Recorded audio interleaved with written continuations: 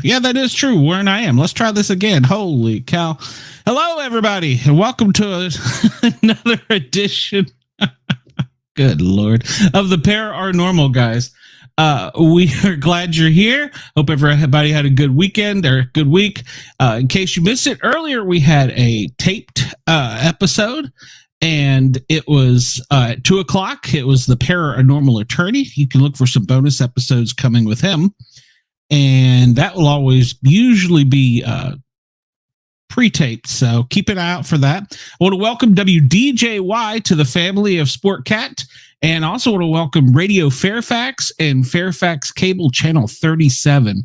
Those are our new stations that we are growing onto. So I think that's it. That's all the news I got. Welcome to Chat's Open, phone lines open. Let's get that number up there for you guys so you can call in. We have some great guests tonight. Josh is first up. He has, I'm just going to let him tell you because I'm afraid I'm going to say too much. He does a lot of things. First off, let's see who is back here. We got the B Dizzle. Howdy, Bobby. I'm here. Yeah, you hanging are. In there. And you're not muted. Nope. I'm what's known as a professional. Yeah, well, I'm still learning. One of these days I'll get the hang of this. So. All right, let's bring Josh in. I'm going to quit first. Yeah, well, either that or I'll lose my mind. Josh, welcome to the show. Hi there. I didn't tell anybody about you, so just go ahead because I screw up the whole intro thing. So You're fine. No worries. My name is Josh. Hi, Josh. I am an author of several books on the supernatural, the paranormal, however you want to call it. I have trouble counting how many books there are because I've kind of had to split some of them in two. But I started with my first book in 2015, and my last nonfiction book came out in 2022. And what the main thing that I like to do when I work on my books is to look at these issues, these topics through a comparative lens. In other words, I like to see how these different paranormal and supernatural experiences not only echo each other in modern reports, but also how they echo reports of things that we see from the past as well, whether that's folklore or ancient manuscripts or things like that. That's really where I get the most enjoyment out of looking at the paranormal. Mm-hmm. I had a similar thing talking to someone about the what's the word? The commonalities between the Fae and Bigfoot and how they're like the same thing if you take away the monkey. Yeah, you have no idea how glad I am to hear you bring that up because, a lot of what I do talks about, the fairy folk and, they've been so mistreated by pop culture that like our idea of what they are/were is so far from the original stories that people shared in Western Europe, arguably the world over, because this whole little people motif you see everywhere. But there's a lot of stuff with Bigfoot and fairies and knock on wood, wood knocking. Yep, that's absolutely one of them. And it's amazing to me how hyper specific it gets. I mean, I'm sure y'all have Scary. heard that there's some researchers, especially I've run into this in like big sky country, right, who claim up and down that Bigfoot sneak into their stables and braid their horses' manes at night. And I've Oh actually yeah. found a reference to that with a Russian researcher who claims that one of the Russian Almas, he actually observed a Bigfoot, one of their Russian Bigfoot breaking into a stable and braiding a horse's mane. And you can find those exact same stories from like, 18th century Devon over in England, and it was Yeah. always blamed on the fairies, or even in Nova Scotia to this day that happens, they blame it on the fairies. So That's what they call it, a fairy braid. yeah. It- Yeah, and the idea was that instead of using bridles and reins, they'd use they'd use the hair as the mane as stirrups. So what I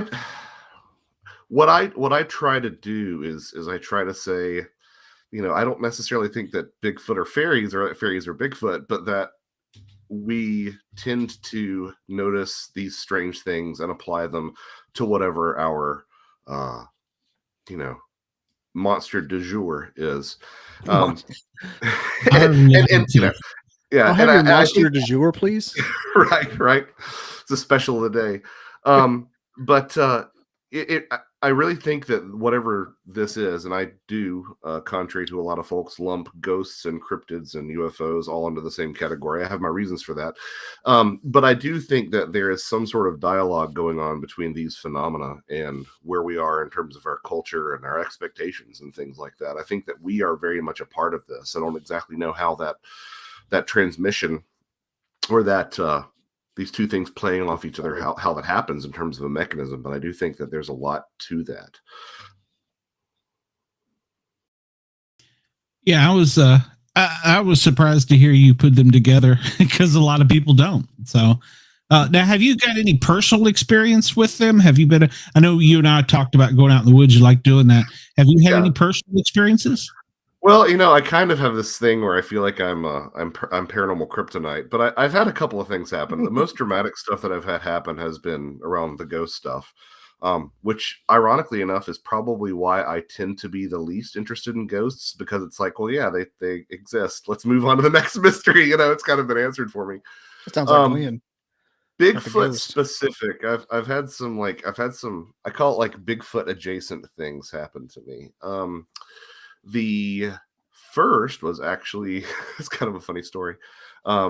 During my honeymoon, we got married here in Georgia, and we went to the Blue Ridge Mountains. And this is before I'd really pursued my interest in the paranormal to the degree that I have today, writing books and such. But I was always interested in it from a young age. I was, a monster kid, and I used to check out all the books on Bigfoot from the library and stuff. And I was being a drunken idiot the last night that we were there, and we were sitting in the hot tub on the back deck, and it was overlooking this valley, and I was just hooping and hollering, making my doing my Bigfoot vocalizations best I could, and went to bed and didn't think anything of it. Now, to sort of set the scene, this particular cabin was at the top of a driveway I would probably imagine half a mile long, real steep. I mean, not quite 45 degrees, but it was real steep. Like, I would not have wanted to start at the bottom and walk my way up. So not super isolated, but definitely not somewhere that I would volunteer to travel on foot. And the next day, we're loading stuff out to the car, and my wife takes, something small out, and she comes back in and says, "Why did you do that?" I said, "Why did I do what? What are you talking about?" And she says, "The rock. Why did you do that?" I said, "I have no idea what you're talking about." And so she takes me outside, and she shows me, and behind the I think it was the driver's side rear tire, is a rock about the size of a basketball. And Wow. it's the North Georgia mountains. I mean, it's like wedged behind the tire, right? There was a sort of the slope of the mountain continued way on the other side of the driveway, but it was all red Georgia clay, and this rock was very clean. Nowhere else that I could have seen where it could have come from. And I started thinking about, turning over all the different possibilities in my mind, because I'm pretty hard to convince myself when I have an experience. And I said, well, maybe it was some, teenage pranksters. But like, if you're going to do that, if you're going to carry this rock up there, or happen to find this rock up there, and why would you wedge it beneath my tire if you wanted to to prank me. Why wouldn't you put it like on my roof or like on the hood of the car or something, like do something obvious? So, I really don't know. I can't say that's Bigfoot, but it's definitely sort of has a lot of the hallmarks of that. And then Especially since the it's other, like 50 pounds.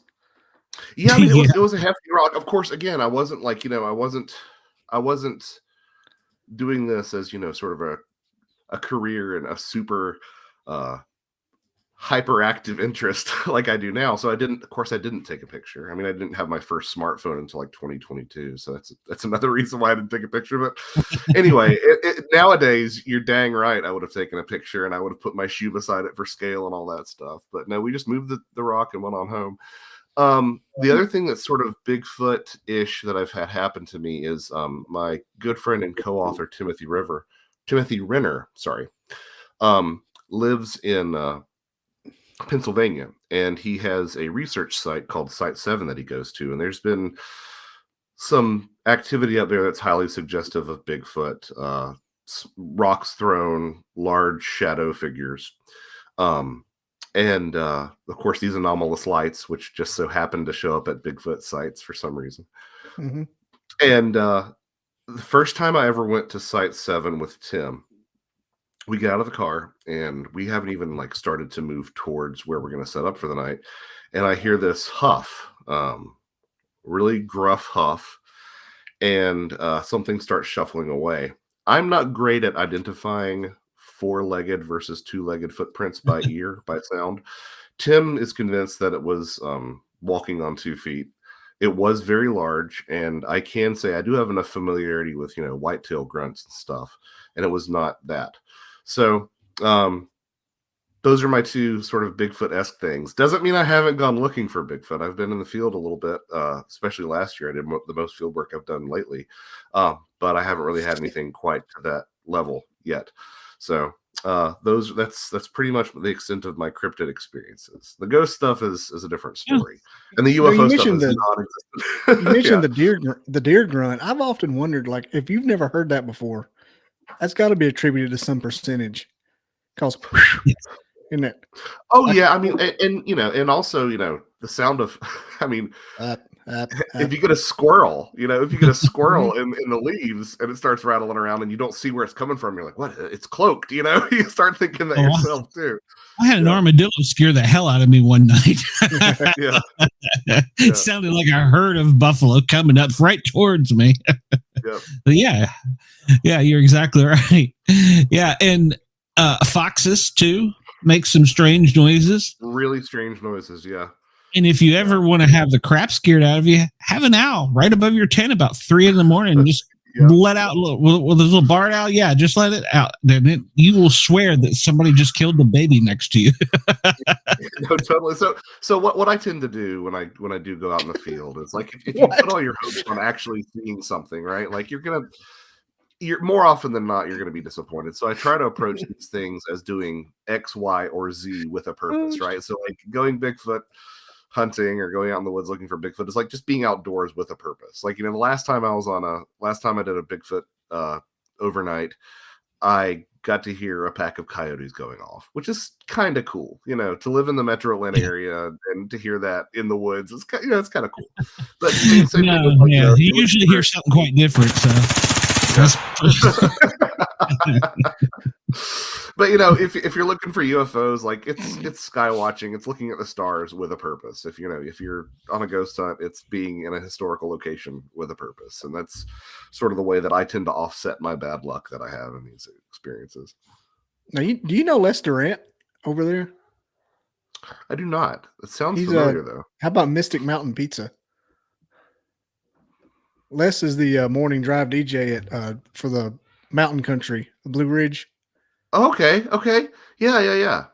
He's a big orbs guy. C5E or CE5. Oh, the big CE5. Close Encounters, the fifth, the calling. He's one of your neighbors. You said Blue Ridge. I'm like, I wonder if they know each other. Yeah, I mean, I'm about we got a nice little Bigfoot museum up there, and I'm about an hour and 15 I had the shirt on yesterday. Oh, nice! I love that. I thought I had one today so much. I love that logo so much. The one that has the like the Native American drawing at the logo was awesome. That they have over there.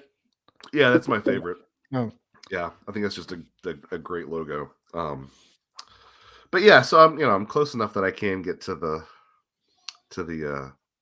sticks. Up in If I need up to. in the North Georgia mountains, one time, our group, there was probably, let's say, at least 8 of us, and we attribute this probably to the fairies. But the next morning, we woke up, and all of the car radio antennas were unscrewed and laid beside the vehicles. And we were the first person that found it thought, okay, somebody at camp done it. This is a joke.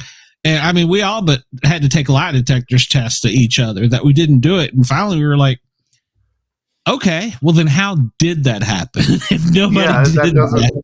Yeah, that doesn't happen by accident. And North Georgia is the stomping grounds of the Nunyonahi, the one version of the Cherokee fairies. And if you go back through these old stories of the Nunyonahi, it really gets uncanny quite quickly how closely they match some of that Western European fairy folklore. I mean, in the New World, when the tribes speak of little people, you don't see a super strong association with earthworks and mounds and stuff like that.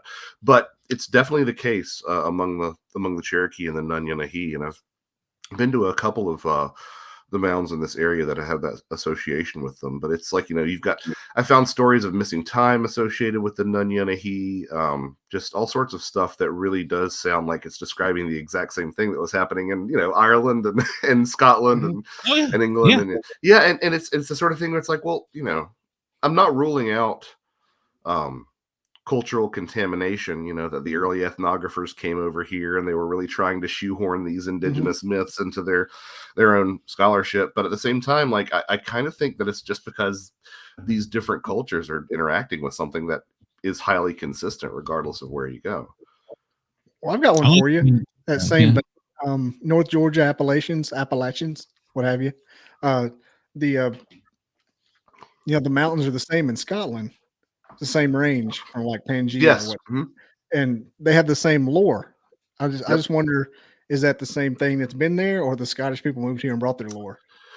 Well, it's really interesting because they're for the longest time amongst fairy scholars, and that is actually a group of people who do that. They actually look into fairy myths and it's legends. not just people from Berkeley. Yeah, right.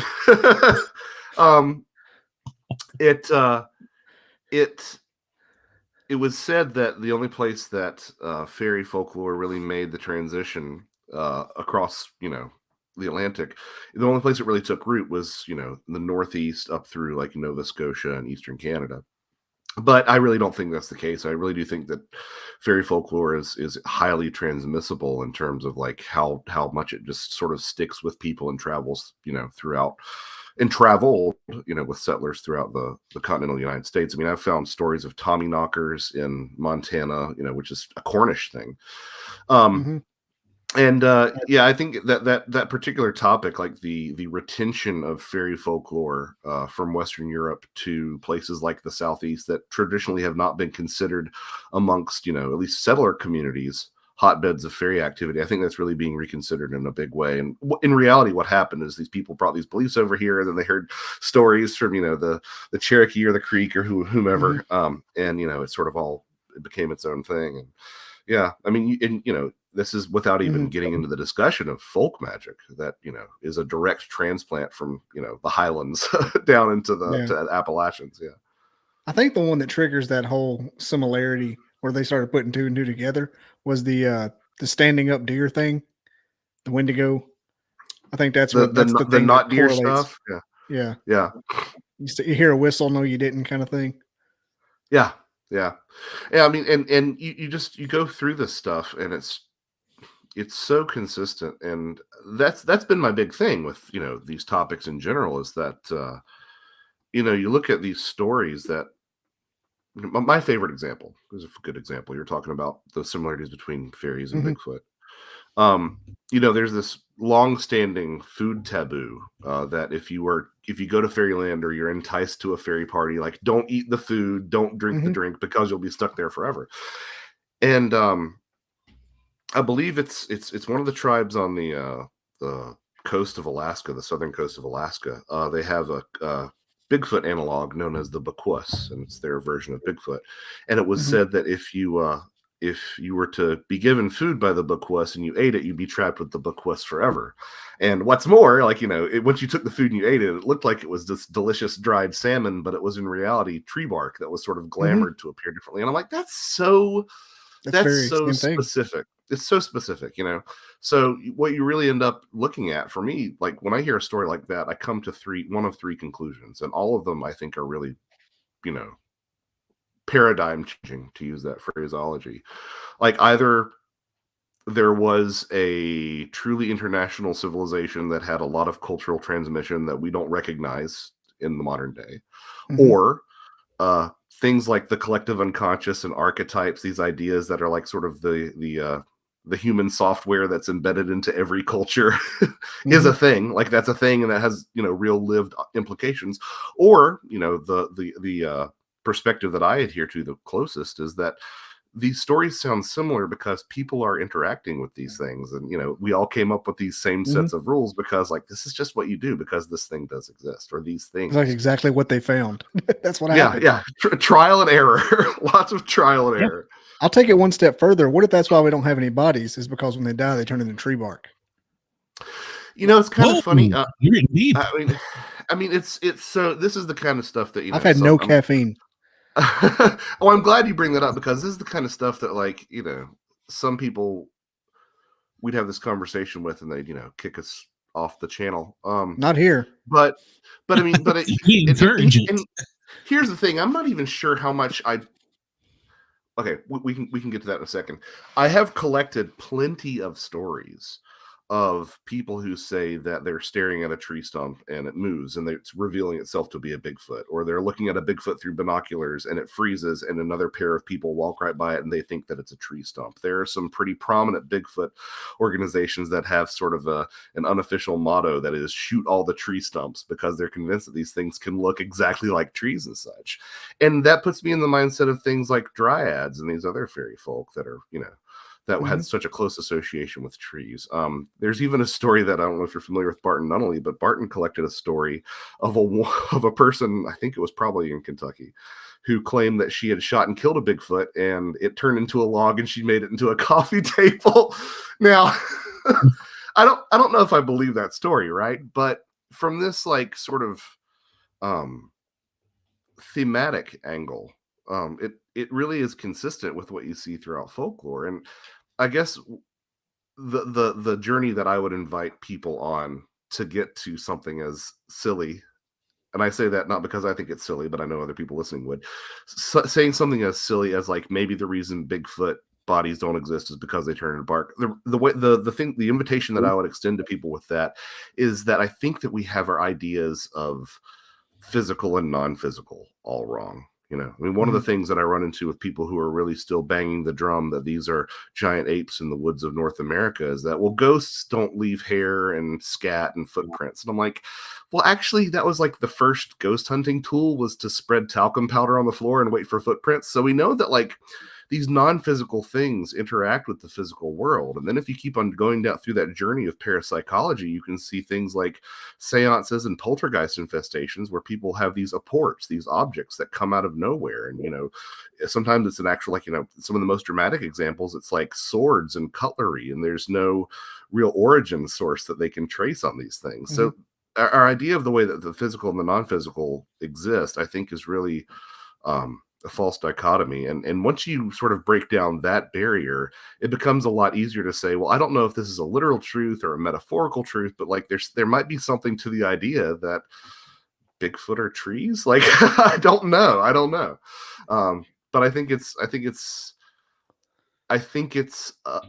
a place that you end up going if you are into Bigfoot and you've been around the community long enough and start to sympathize with some of the skeptical complaints, because there are some legitimate skeptical complaints. We should have a body. Like, I know about people not finding bears and cougars carcasses that often. I know that, but we found them. Like, at some point we found them.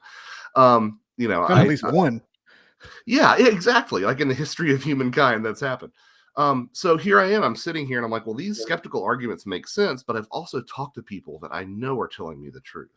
Hunters who know the difference between a bear and something that's walking around on two legs and covered in hair. So the only way that I see to really reconcile that is to really go in this strange direction.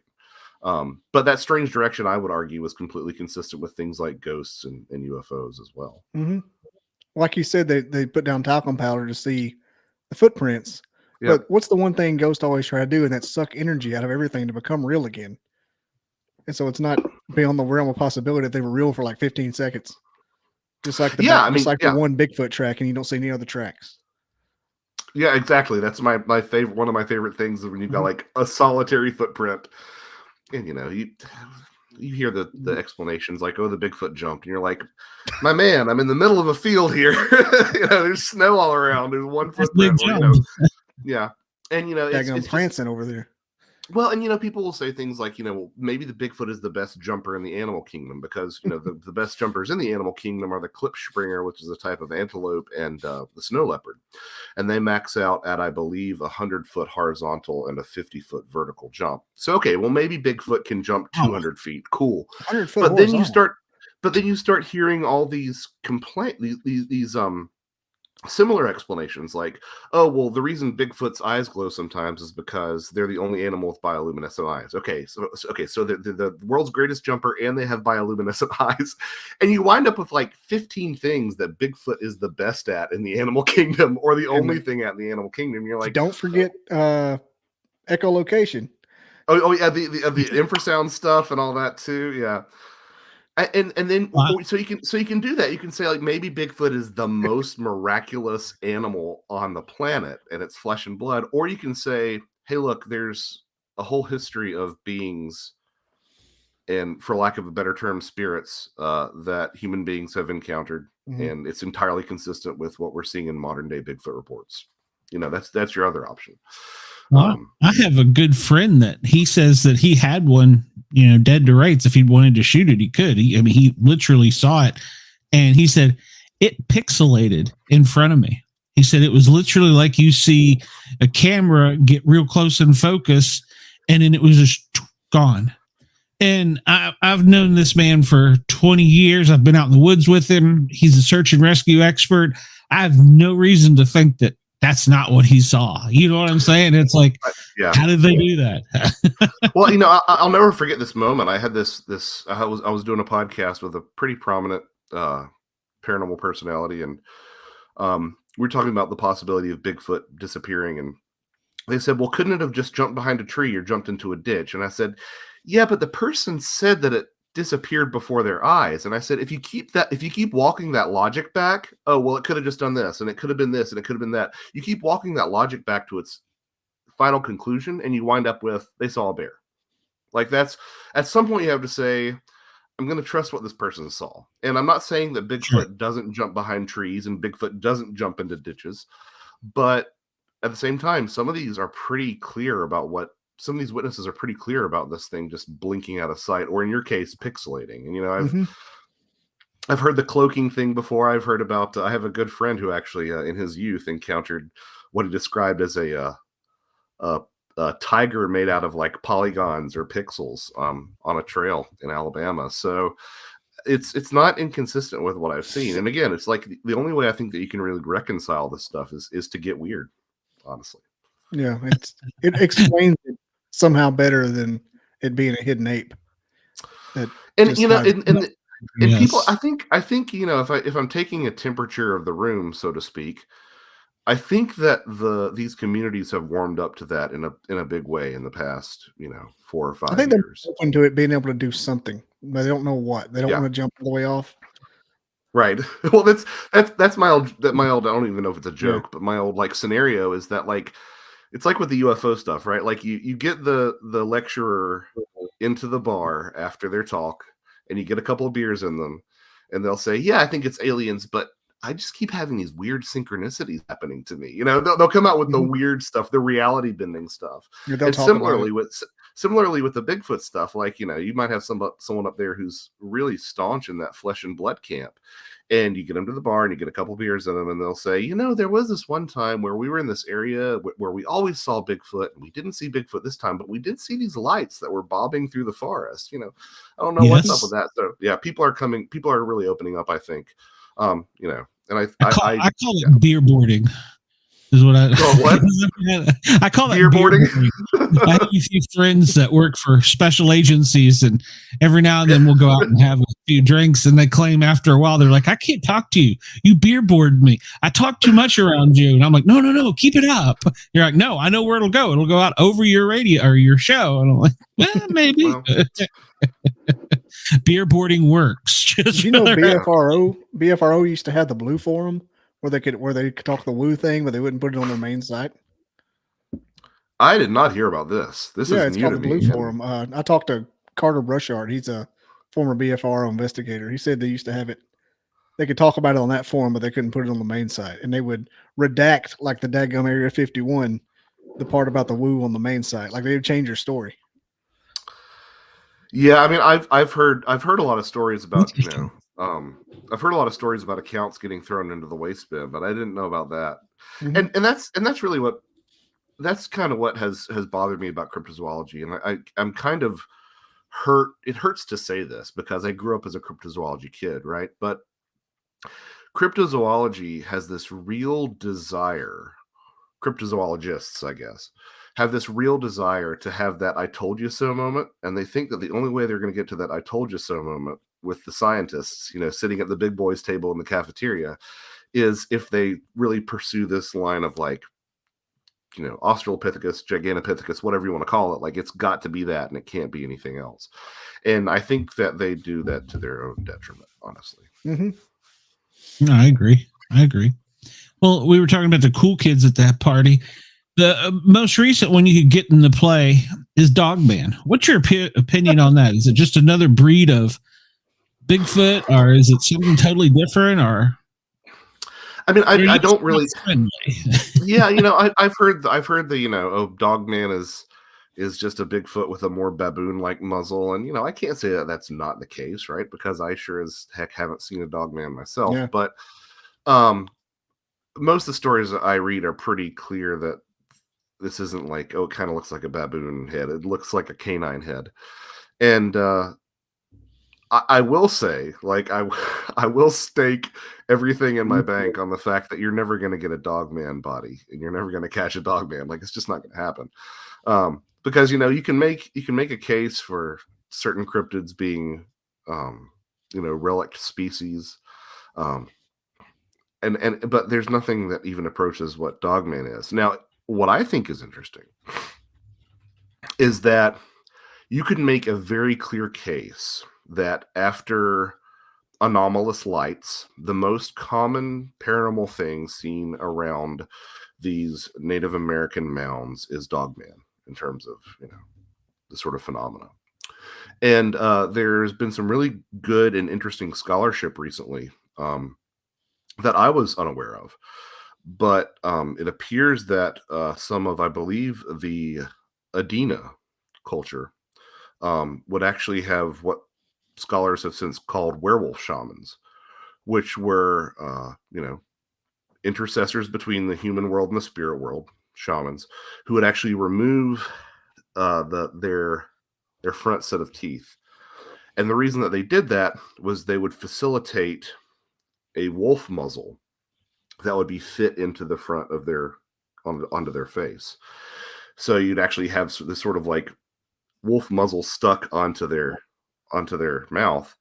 And they would also, there's evidence that they would dress in wolf furs, and this would be used during certain ceremonies. And, as with a lot of shamanic practitioners, combine in either rituals or consumption of entheogens that would sort of facilitate trance states. And the fact that you have these mound building cultures basically creating werewolves, and then now that those mound building cultures are no longer existent, people seeing dogmen in the vicinity of these mounds centuries later, I think that there's something to that. I don't know if it means that the spirit of this half wolf that people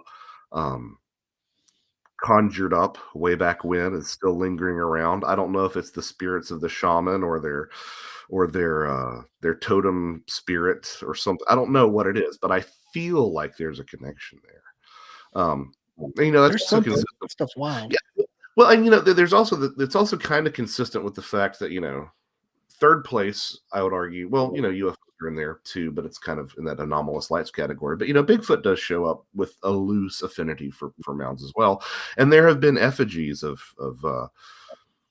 clay pipe effigies featuring what, for lack of a better term, do look like monkeys, and they're actually called monkeys by archaeologists. And the idea is that some tribes passed a monkey along through this trade system all the way up into Oklahoma or wherever the particular site happens to be.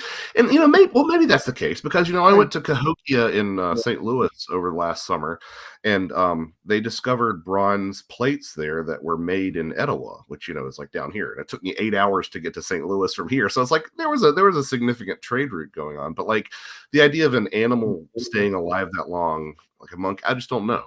I think it's easier to say, oh, maybe we have, these cultures are tapping into these sort of spirits, and that's sort of what's lingering around. It's a very half-formed idea that I have, but I will buy that more than I will the idea that we're dealing with a flesh and blood werewolf that's running around. And I would 6-foot wolf. Yeah, but again, like, and the people hear me say this, and they'll be like, "Oh, you don't believe Dogman witnesses?" And it's like, no, I absolutely do. Like, I've heard too many of these stories. Like, I don't know if all of them are true, but there are some people who have encountered something that the best term for would be Dogman or werewolf. I just don't think that you're going to shoot it and kill it. And then once you start sort of looking at werewolf traditions in, especially in Western Europe, there's something to that as well, I think, that speaks to the Dogman thing. I find it really interesting. There's a whole subset of Bigfoot reports that I'm really fascinated by. They don't get nearly enough press, but it's Bigfoot wearing clothes. I don't know if y'all run into this, but there are some instances of Bigfoot being seen wearing pants or flannel shirts. But the most that I've found is Bigfoot wearing a belt. And, we normally think about werewolves in the context of getting bitten by a werewolf and then you turn into a werewolf, or being cursed or something along these lines. But one of the means by which you could become a werewolf in European witchcraft was that the witch would give you a belt or a girdle that was enchanted that you would put on, and then it would turn you into a werewolf. So you have these big hairy figures running around with belts. It kind of makes me wonder, again, I don't know if that means that that's literally what's happening, but it's the motif is consistent through time, and I think that's really fascinating too. That's another one on the same vein as a tree bark. What if the cover up is true and there are a people, and we're not finding bones, we're just finding John Does? And yada, yada, yada. I am really sympathetic to, if there's a Bigfoot cover up, it has something to do with the fact that the United States government has been mistreating a population of human beings in America for all these years. I mean, that seems. Yeah, right. That seems to be pretty consistent with the government's MO. Yeah, I've been having a message back and forth with a researcher from Indiana, about the cover up being like a subset of people, for lack of a better term. He said that's the whole thing. Yeah, I mean, well, it kind of puts me in the mind of the UFO stuff too. I mean, if you look at the reasons for. If you look at the reasons for cover-ups, and conspiracy theories aren't really my bailiwick, but I know enough about them to know that, like, the main reasons that governments cover stuff up is to hide from shame. Like, what I mean? It's either to exercise power or to hide from shame. They don't really care about, the truth of UFOs or the truth of Bigfoot warping our minds and making us, unproductive citizens. Like, they just they're always looking out for their own just best interests and keeping things easier. It's kind of funny. One of my own favorite conspiracy theories is that, like, the DNR is entirely, in Fish and Game, are entirely aware of the fact that mountain lions are populous and back east of the Mississippi. They just don't want to do the paperwork for it. I've heard that in numerous occasions. So, Black Panthers. So yeah, it makes sense that, like, the government's like, look, there's this group of hairy people that we don't know what to do with, and if it gets out how we've mistreated them over the past 200 years, like, it's going to be really bad. Same thing with the UFO thing. If you look at sort of the history of of authority structures persecuting things, it's usually around, power and issues of spirituality. That was the whole thing with the Romans and the Christians, and I think that might be playing a role in why they don't want the UFO thing to get out, is because it doesn't have like implications for us not being alone in the universe. It has implications along the lines of, oh, you actually are an immortal being, and when you die, like that's not the end. Like that is something that would really undermine the power of authority structures, I think. And I think that might be what lies at the heart of the UFO question. It's like the fluoride thing and the is anything like that. The fact that Big Sugar won the fat debate thing, that Nikola Tesla's free energy, Tartarian mud flood. I mean, it all just goes on that same slide. Yeah, I mean, it's one of those things where you just got to think about the motivations behind these cover-ups, and it's not because there's just some aversion to the truth. There has to be a reason for why they want to hang on to the lie more than they want to embrace the truth, every time. Even the principle of just, I'm going to bring it up again, Glenn, manifesting something is true and 100% true and works, but they cover that up. Like, well, that puts me in the mind of, that puts me in the mindset of, do y'all know the real story behind Ape Canyon? Mm-mm. No, so you're familiar with the Ape Canyon story, right? A group of miners. I can't tell you what it is. Yeah. So the broad strokes are a group of miners trapped in a shack near Mount St. Helens, and they're attacked by Bigfoot overnight. Oh. Bigfoot are throwing boulders at the cabin. A Bigfoot reaches between the walls of the cabin, and they try to shoot it and tries to. Anyway, very famous story in cryptozoology. It appears in a lot of books that talk about the flesh and blood stuff. But if you actually go back and read the primary witness for the Ape Canyon incident, Fred Beck, if you read his pamphlet that he wrote about the incident, and again, this is where we know the Ape Canyon incident is from Fred Beck, and they're leaving out some important parts of the story. You'll find out that Fred Beck, I believe he grew up a spiritualist. He had a lot of strange manifestations and apports in his life as a child. The actual mining claim that they were going to, when they reached the Ape Canyon mine, the name of the canyon was the Vander White Mine, and he named that after a female guardian spirit that led him to the mine and led him and his partners to the mine through the appearance of a giant white arrow in the sky. While he was at the Ape Canyon / Vander White mine site, he encountered what sounds like, if you read the book, sounds like the spirit of a young girl. He also had a pencil, a port into his hand when he needed one, just manifested like you were alluding to. And then even the whole Ape Canyon story starts out before they even see Bigfoot. The first thing they notice is just two footprints in a sandbar that's like 60 feet wide. And one of the guys makes the remark, he says, it looks like something was dropped there and picked right back up. And it's two big footprints in the middle of the sandbar. They heard these knocking and banging sounds from underground, which again are really consistent with fairy folklore. And here's the thing. I'm not saying that Fred Beck is the world's most reliable narrator, right? But if you're basing most of the Ape Canyon story on his testimony, you can't leave that other stuff out. You know what I mean? Like you can't sort of pick the stuff out that flatters your own biases and leave all that other weird stuff out because you don't like what it suggests about Bigfoot. So, yeah. What the Roman Empire did.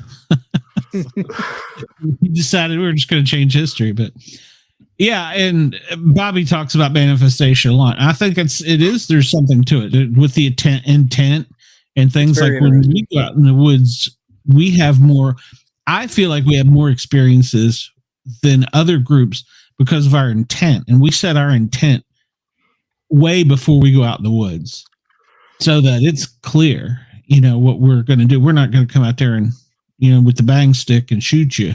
So I think that's what we have more interaction.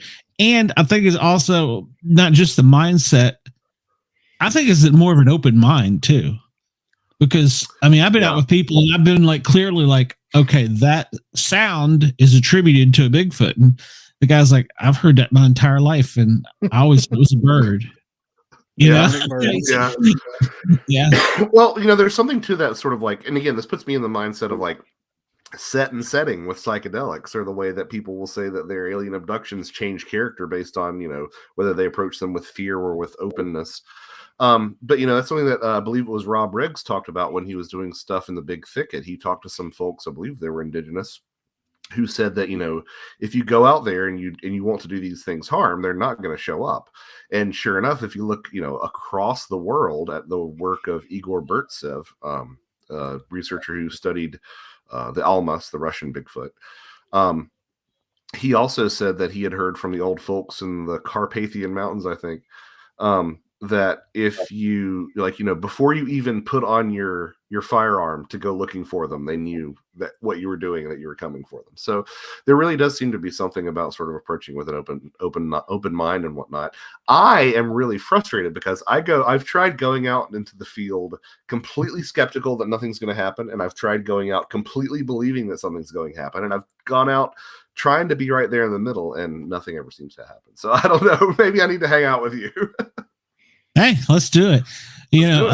Bobby's thing about what is it? Barred owls don't throw rocks. So one of his favorite quotes. We were up on Trey Mountain, and we weren't even out looking for anything. We were just out four-wheeling, and we set up a camp that night. Things were being thrown at us, and it's like, okay, that can't be raccoon. That can't be squirrel.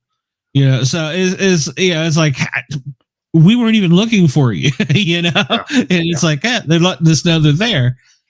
So I think it is sometimes just, it's just your mindset. Some of the best experiences I have been going out and just staying at the camp. There's my t-shirt. There's my That's t-shirt great. I sell. That's amazing. I should pick one of those up. One of my guests said that one time. He said, barred owls don't throw rocks. I'm like, that's going on everything. Yeah, and it's one of those things. Like, I mean, you listen to the complete skeptics about Bigfoot in general, and like that's something that's a really tangible thing that happens to people that I have yet to hear a good explanation for.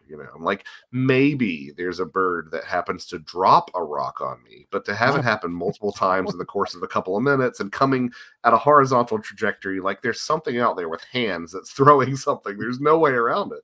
And they're like that big sometimes. Just yeah, exactly. Yeah, it's too big for a bird to even throw. Yeah, it's one malicious bird. Yeah. But again, we're talking about the fairy stuff. Like, thrown stones was a hallmark of those fairy encounters, and to this day, it's something that appears in poltergeist. You don't happen to know Jason McLean, do you? He's kind of in your same space. Yeah, I know him pretty well. He's where I got the fairy thing from, and I haven't aired his episode that I had. Me and him talked for like 3 hours. I'm like, I don't want to let this guy go. Like, usually I'm respectful of people's time. I'm like, okay, I'm not cutting it off. This is up to him. This is all gold. Yeah, and we went, and he got to talking about pterosaurs that he saw in Texas. I haven't heard that story from him. That's a good one. I'm going to clip it out. But he swears he saw. He says it was the ramifractoid pterosaur, just like a giant reptile head. Ramfractoid. Yeah, and like the heart-shaped tail. That's that thing. Yeah. And he said it had the heart-shaped tail, and it was blending in with all the other egrets and stuff, and you couldn't really tell, but it got like 5 yards from his face down a canal kind of thing. So he says he thinks I gotta bug him about that. Yeah. Yeah. So now there's a thing here called sandhill cranes, the ribeye of the sky, and you get like a that's what they call them. Not kidding. I want to try one. But you get like a permit to kill 2 a year. And one of my friends had it, and he held it up. And it was like as long as he was. And he's a big dude. And I sent it to Jason. I said, you know what I thought first time I saw this? And he just sent me back a laughing emoji. That was the thing that they kept on wanting to blame the Mothman sightings on, and Keel actually went to witnesses with a picture of a sandhill crane in his pocket and said, "Did it look anything like this?" And they were like, "No, it didn't look anything like that." So those things are big. We pass by about 200 or 300 every Sunday going back home. So you said ribeye of the sky. That they taste good? Mm-hmm. That's why they call them that. They say they're delicious. Don't you want one? Can you picture it? Yeah, no, that's on my that's on my my game meat bingo card now. I didn't even know it was an option. But yeah. The county I'm from in Alabama is just next door to where I'm at now. But it's all mountains or it's all swamp, and there's a giant waterfowl refuge. And so these sandhill cranes are in like packs of hundreds, just up next to the road. They look like little dinosaurs. Yeah, I bet. Yeah. Yeah, I bet. And they'll get in the fields and stuff by my parents' house and uncle's house because it's just kind of marshy. And it's like, man, it's like a gallimimus walking around out there. Streethy yeah, you show up and it looks like the mud looks like there's been a herd of dinosaurs going through there. It's just if you pay attention, and you know the shrink wrap thing with fossils, how they do that. Everything is just as compact. Oh yeah. The shrink wrap principle. Like you just picture like what they would actually look like a dinosaur would if it was just kind of fleshed out a little bit. Just because I've seen people doing recreations of like hippopotamuses. Yeah, and the same way. Swans. Like that. Yeah, and swans and stuff. Yeah. and a penguin would look like a velociraptor looks to us if it was shrink wrapped. Yeah, I love those drawings, and it really makes you think. Like, we just and you know how fat a chicken is. And a chicken's a T-Rex. I mean, I don't care what anybody says. That's what a T-Rex was. And you think it looked like that? Where T-Rex is delicious. I'm just saying. Okay, come on. We all know that the only things that chickens eat is corn, right? Yeah, and their own feces. Yeah, right. And if you take a frog, those of you listening, if you take a frog, throw it in the middle of a pack of chickens, it will destroy the frog in seconds. Oh, and lizards and mice and it's the most incredible thing. Sometimes. Yeah, it was the most incredible thing growing up was to catch a frog slipping, just toss it in there. Oh my god! At BobbyDizzle.com. Jeff Goldblum would show up out of nowhere and say, "Life, found a way." Like, where were you hiding, Jeff Goldblum? In the shed. I'll go back now. You're just trying to get PETA after me again, aren't you, Bobby? Good. Send them to my house. BobbyDizzle.com. Send all your complaints. I'll put Master Splinter on that ass. Send all complaints to BobbyDizzle.com. I'd never heard that with a frog, but that doesn't surprise me. They destroy it. And a mouse, like he was saying, anything. Yeah, chicken will eat anything. Yeah, my uncle was a veterinarian, and he had everything up there, and I was afraid to go in the chicken coop. So when I was a kid, well, if you had your choice of any encounter you could have with a cryptid, which would you want it to be? Is this the same as my favorite cryptid? Because my favorite cryptid's kind of a weird one, but I don't know if it's necessarily okay. Well, you can do it. Got to be the Pukwudgie. No. My favorite cryptid is actually the Nandi bear, which is this like half bear, half hyena that was supposedly seen in Kenya back around the turn of the 20th century. Because it's just so weird and nobody ever knows about it. That's like my hipster cryptid answer. But it could be just a giant. Oh man. But if I really had to pick, I would say it'd probably have to be a Bigfoot encounter, like an unambiguous. This is absolutely what you're seeing, Bigfoot encounter. But the thing is, I wish for that, and then I've got a window with some blinds over it right above the monitor here, and like I don't want to open the blinds and see a Bigfoot staring at me from this far away. Like I want to 50-yard daylight Bigfoot sighting where I'm strapped, and then those are my parameters. Yeah. What's the shortest acceptable time you'd want to see like a full frontal sighting to call it valid for yourself, for your register, for your brain to go past the adrenaline, just like, okay, it's not a bear, and you can just focus in just a little bit? I think I could get away with 3 seconds. 3? Really mine is 10 because I'm like, I'm trying to think of it. Well, that's true. Like 10 seconds. Because it depends on if it's stationary, full frontal, just standing there. I think I could I think I could get by with 3 seconds. But here's the thing that I've experienced from my ghost stuff, is that as time goes on, you start to talk yourself out of it. Like, I don't know how dramatic the things that y'all have had has happened, but like there is that impulse, right? When somebody asks you about it, or you're like thinking to yourself, you're like, maybe it's not like I remember it. And like I always try to bring myself back to that moment and be like, no, this is exactly like this is what you think it is. Like you have to remember how you felt right when you saw it, or right when you experienced it. So yeah. I would probably try to talk myself out if it was less than 3 seconds, and I think 10 would probably be pretty good. I had a 3-second sighting just this past November, again with Tim Renner at Site 7, of what might have been a ghost light. I'm not sure. Site 7 is really amongst Tim's colleagues and friends. Like, it's really known for its anomalous light sightings. And we were coming around a bend, and in the crook of a tree there was a light. I thought it was a headlight. It had that same quality. It was not paired. Between the crook of the tree for about 3 seconds, it went from 4 o'clock position to the 10 o'clock position diagonally. Went behind some foliage or tree trunks or whatever. In other words, I lost sight of it for about twice over the course of those 3 seconds, but I saw it. And I said to the guys, oh, it's a headlight over there.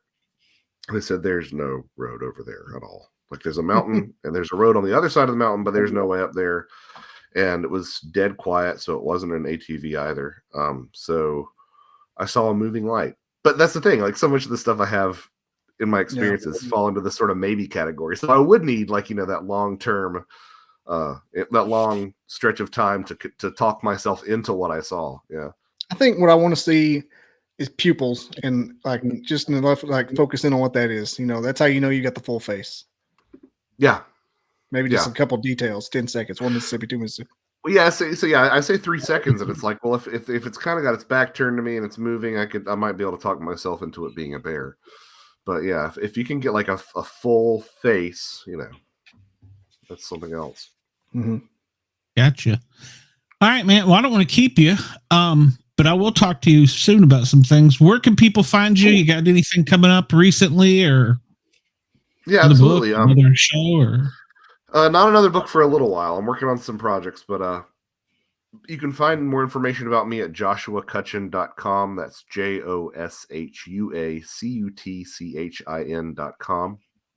Coming up on March 23rd, I'm teaching a 9-class course on the near-death experience through the Cosmos Institute. That's Cosmos with a K. Their website is cosmosinstitute.org. And it's going to be a lot different than a lot of other near-death experience classes because it's an outgrowth of my work on my last nonfiction book, Ecology of Souls, which is sort of showing how a lot of these different encounters with the paranormal have a lot of the hallmarks of near-death experiences, and how death seems to bleed into these other encounters, even though we don't necessarily think that it's related. So that's cosmosinstitute.org, and that class will start March 23rd. Cool. All right. Well, we will put all that in a comment, or the post-production stuff too. So shoot me a link with some of that, because I'll forget half of this. So will do. I'll do that right as soon as we sign off. But it's been a great time chatting, fellas. It went by quicker than I thought it would. It really did. I'd like to maybe have you over on my show one of these days, if you wouldn't mind. Yeah, just let me know. Drop me a line. Yep. There you go, stealing my people again. I'm not trying. Right. He's an interesting person. I'm sorry. That's what I do. No, well, absolutely. And I got an idea for something I want to talk to you about too. As soon as you started talking, it just a little click. So, all right, Josh. All right. Well, thanks for coming. I appreciate it, and we will talk to you soon. Sounds good. Thanks so much, y'all. All right. See you soon. All right. Let me do my thing here about. Let's get ready to rumble. I'm Miranda Maverick, and when I'm in fight camp, I never listen to the Sport Cat podcast. Hello there. Welcome back. That was a great show. It was a great show. All right. Well, we have, she's been patiently waiting backstage, and I hate to keep a lady waiting. So we have Tiffany. I think you're familiar with Tiffany. You're the one who introduced us. Hello, Doran. I thought you were going to be at Paranormal Odyssey. I thought you were asking me about being on there, watching that. Oh, I didn't know you were on. Looks like I am watching the show. You sure are. You were watching it. She was afraid to be left alone with me. So. Yeah. I've slept with him in the woods. It's a thing. God. But was he the big spoon or the little spoon? He was the whole drawer. He was. That was the big spoon. Y'all are funny. Look, before the show, my whole setup on my desk fell. So my ring light had balanced there perfectly for 2 weeks. And as soon as I was getting to go on with y'all, like everything fell. So, in our pre-show stuff talked about that, didn't we? Yes. Talking about crazy things happening. Yeah, so my lighting is completely off, but it's fine. Oh, you're good. You're good. We're gonna have this on radio as well, so they won't see you on radio. So well, good. I'm always said I had a face for radio, so it worked for me. So y'all are funny. Oh, well, thank you, Tiffany. Tell us a little bit about yourself. I'm dying to get a hold of your books too, so we're going to talk about that too. And missing some comments here while I was pushing other buttons. Mr. Wendell's in the house. I was talking to him earlier. Wendell's always here. Yeah. Wendell is my favorite fan that I can't steal from Bobby. So Bobby gave a deal on the shirt. I know the story. Wendell met me and Alan Cersei and put us in the same category. So I'm keeping Wendell. He's got winded me with flattery. Now I introduced Wendell to Alan Cersei, who's a famous author from Tennessee, and the lead singer of Heartland, who I know. I loved her first. He's like, that's him? I'm like, yep, that's him. That is funny. Then he puts me in the same category. I'm like, yep, you're right, Wendell. That's a good category to be in. I only give Bobby Dizzle 3 stars, so. Yeah. Aluminum. Album's going to go aluminum. Good Lord. Tell me, I know you've got books and you love Dogman. So tell us a little bit about it. We were talking about Dogman earlier on. I don't know if you caught any of Josh. He has some very interesting topics. I did. And you guys, he's a rough act. That's a hard act to follow. I mean, because Josh Cutchin is come on. What's funny is I had no idea who I was going to be. I just jumped on here because I just gotten free and I was like, okay, we'll just talk to this guy. I'm like, oh shit. Yeah. I heard him on another podcast the other day. He was on there with Timothy Renner. And I was like, no way, I'm coming on after him. That's how it is. Better step up my game. You've got this. I've got. You hang out with Wayne Cuthero all the time. You're good to go. Yep. It's true. Y'all are going to be at Smoky Mountain Bigfoot thing this spring, or is it summer? I don't remember. July. Summer. We're going to get there the 26th, but the Bigfoot Con in Smoky Mountains is the 27th. Okay. That's a good time. I went to one. I guess it was right before COVID. Yeah, it was right before COVID, and it was really good.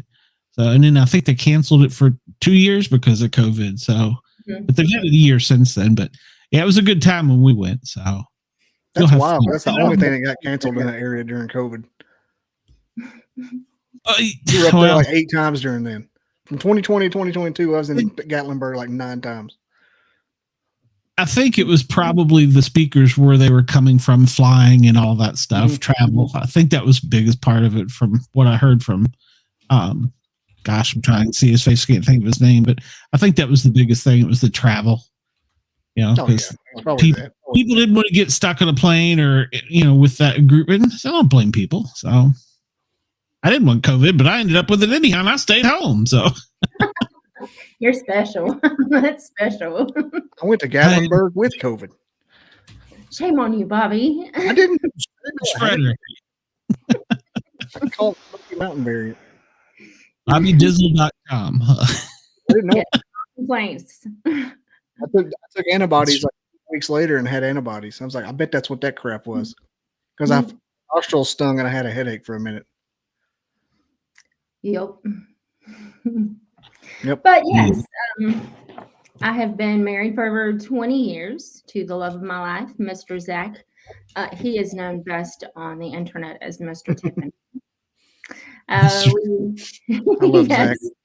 I'm going to get him a shirt. I just got to find out. I just need to get one made, figure out where I can get one made. And he already said he'd wear it.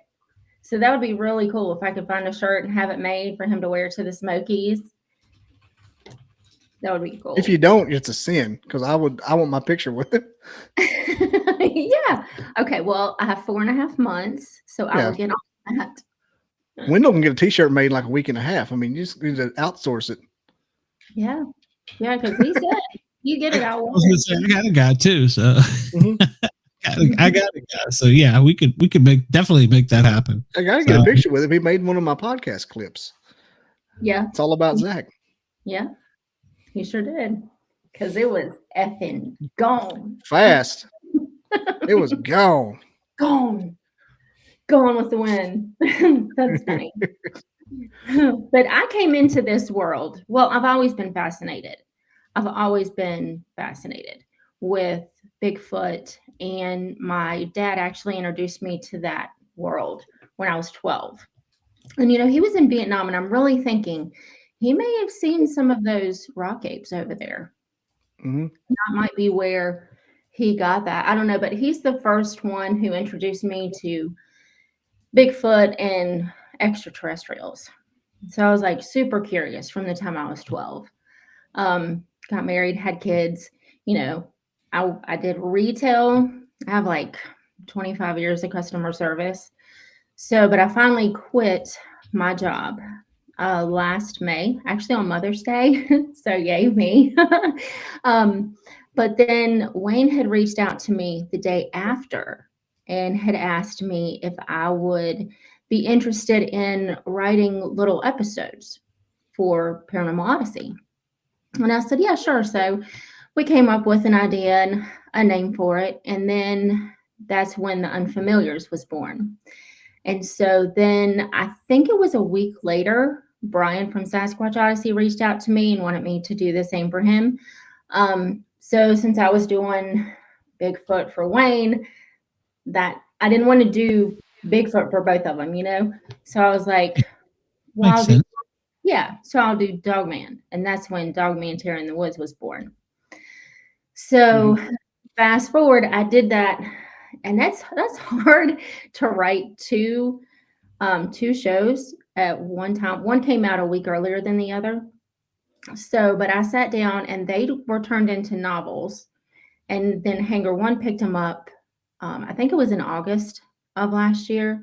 So they're on pre-order now through Hanger One Publishing. But to sit down and write 2 novels, let's see, in 3 months, that's a lot. That was a lot of. That's a lot. Yeah. How'd you get that down with the editing and stuff? Well, I have this nifty little editor tool on Word. So I cleaned it up as much as possible. And then I sent it to Alex and they did everything else. Did you use Clippy?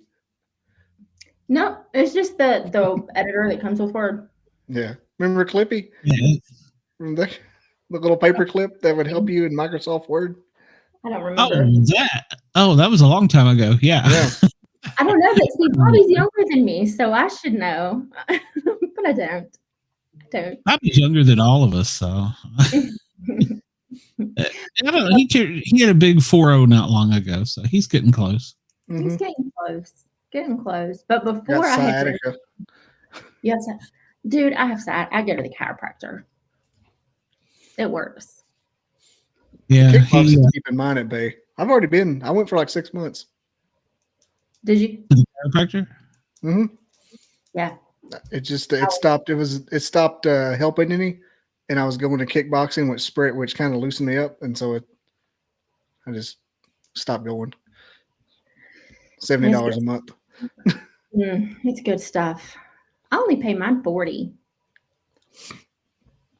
We had one. You walk in, they pop you, and you leave. Yeah, I was gonna say, See her in Atlanta, they're like snap, crackle, pop next. So it'll be $100.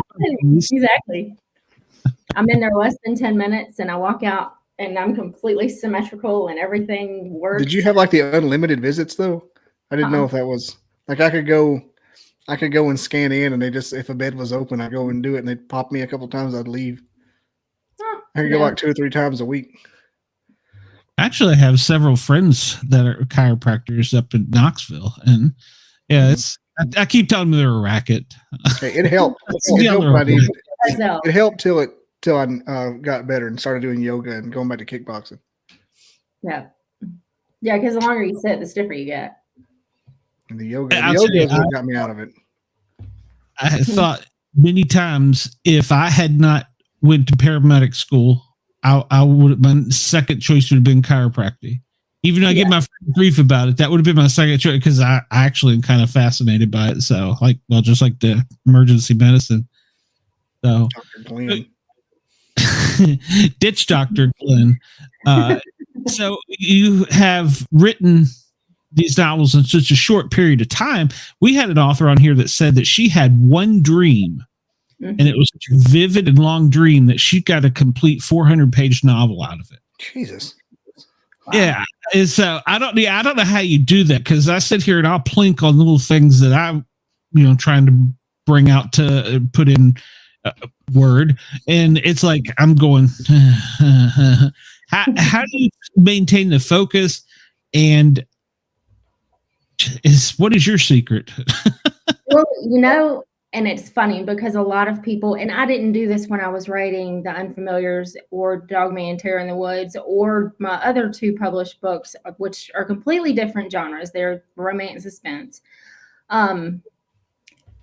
I will listen to classical music, just low in the background. They say if you listen to classical music, it makes you smarter, but I'm like the picture of that does not work.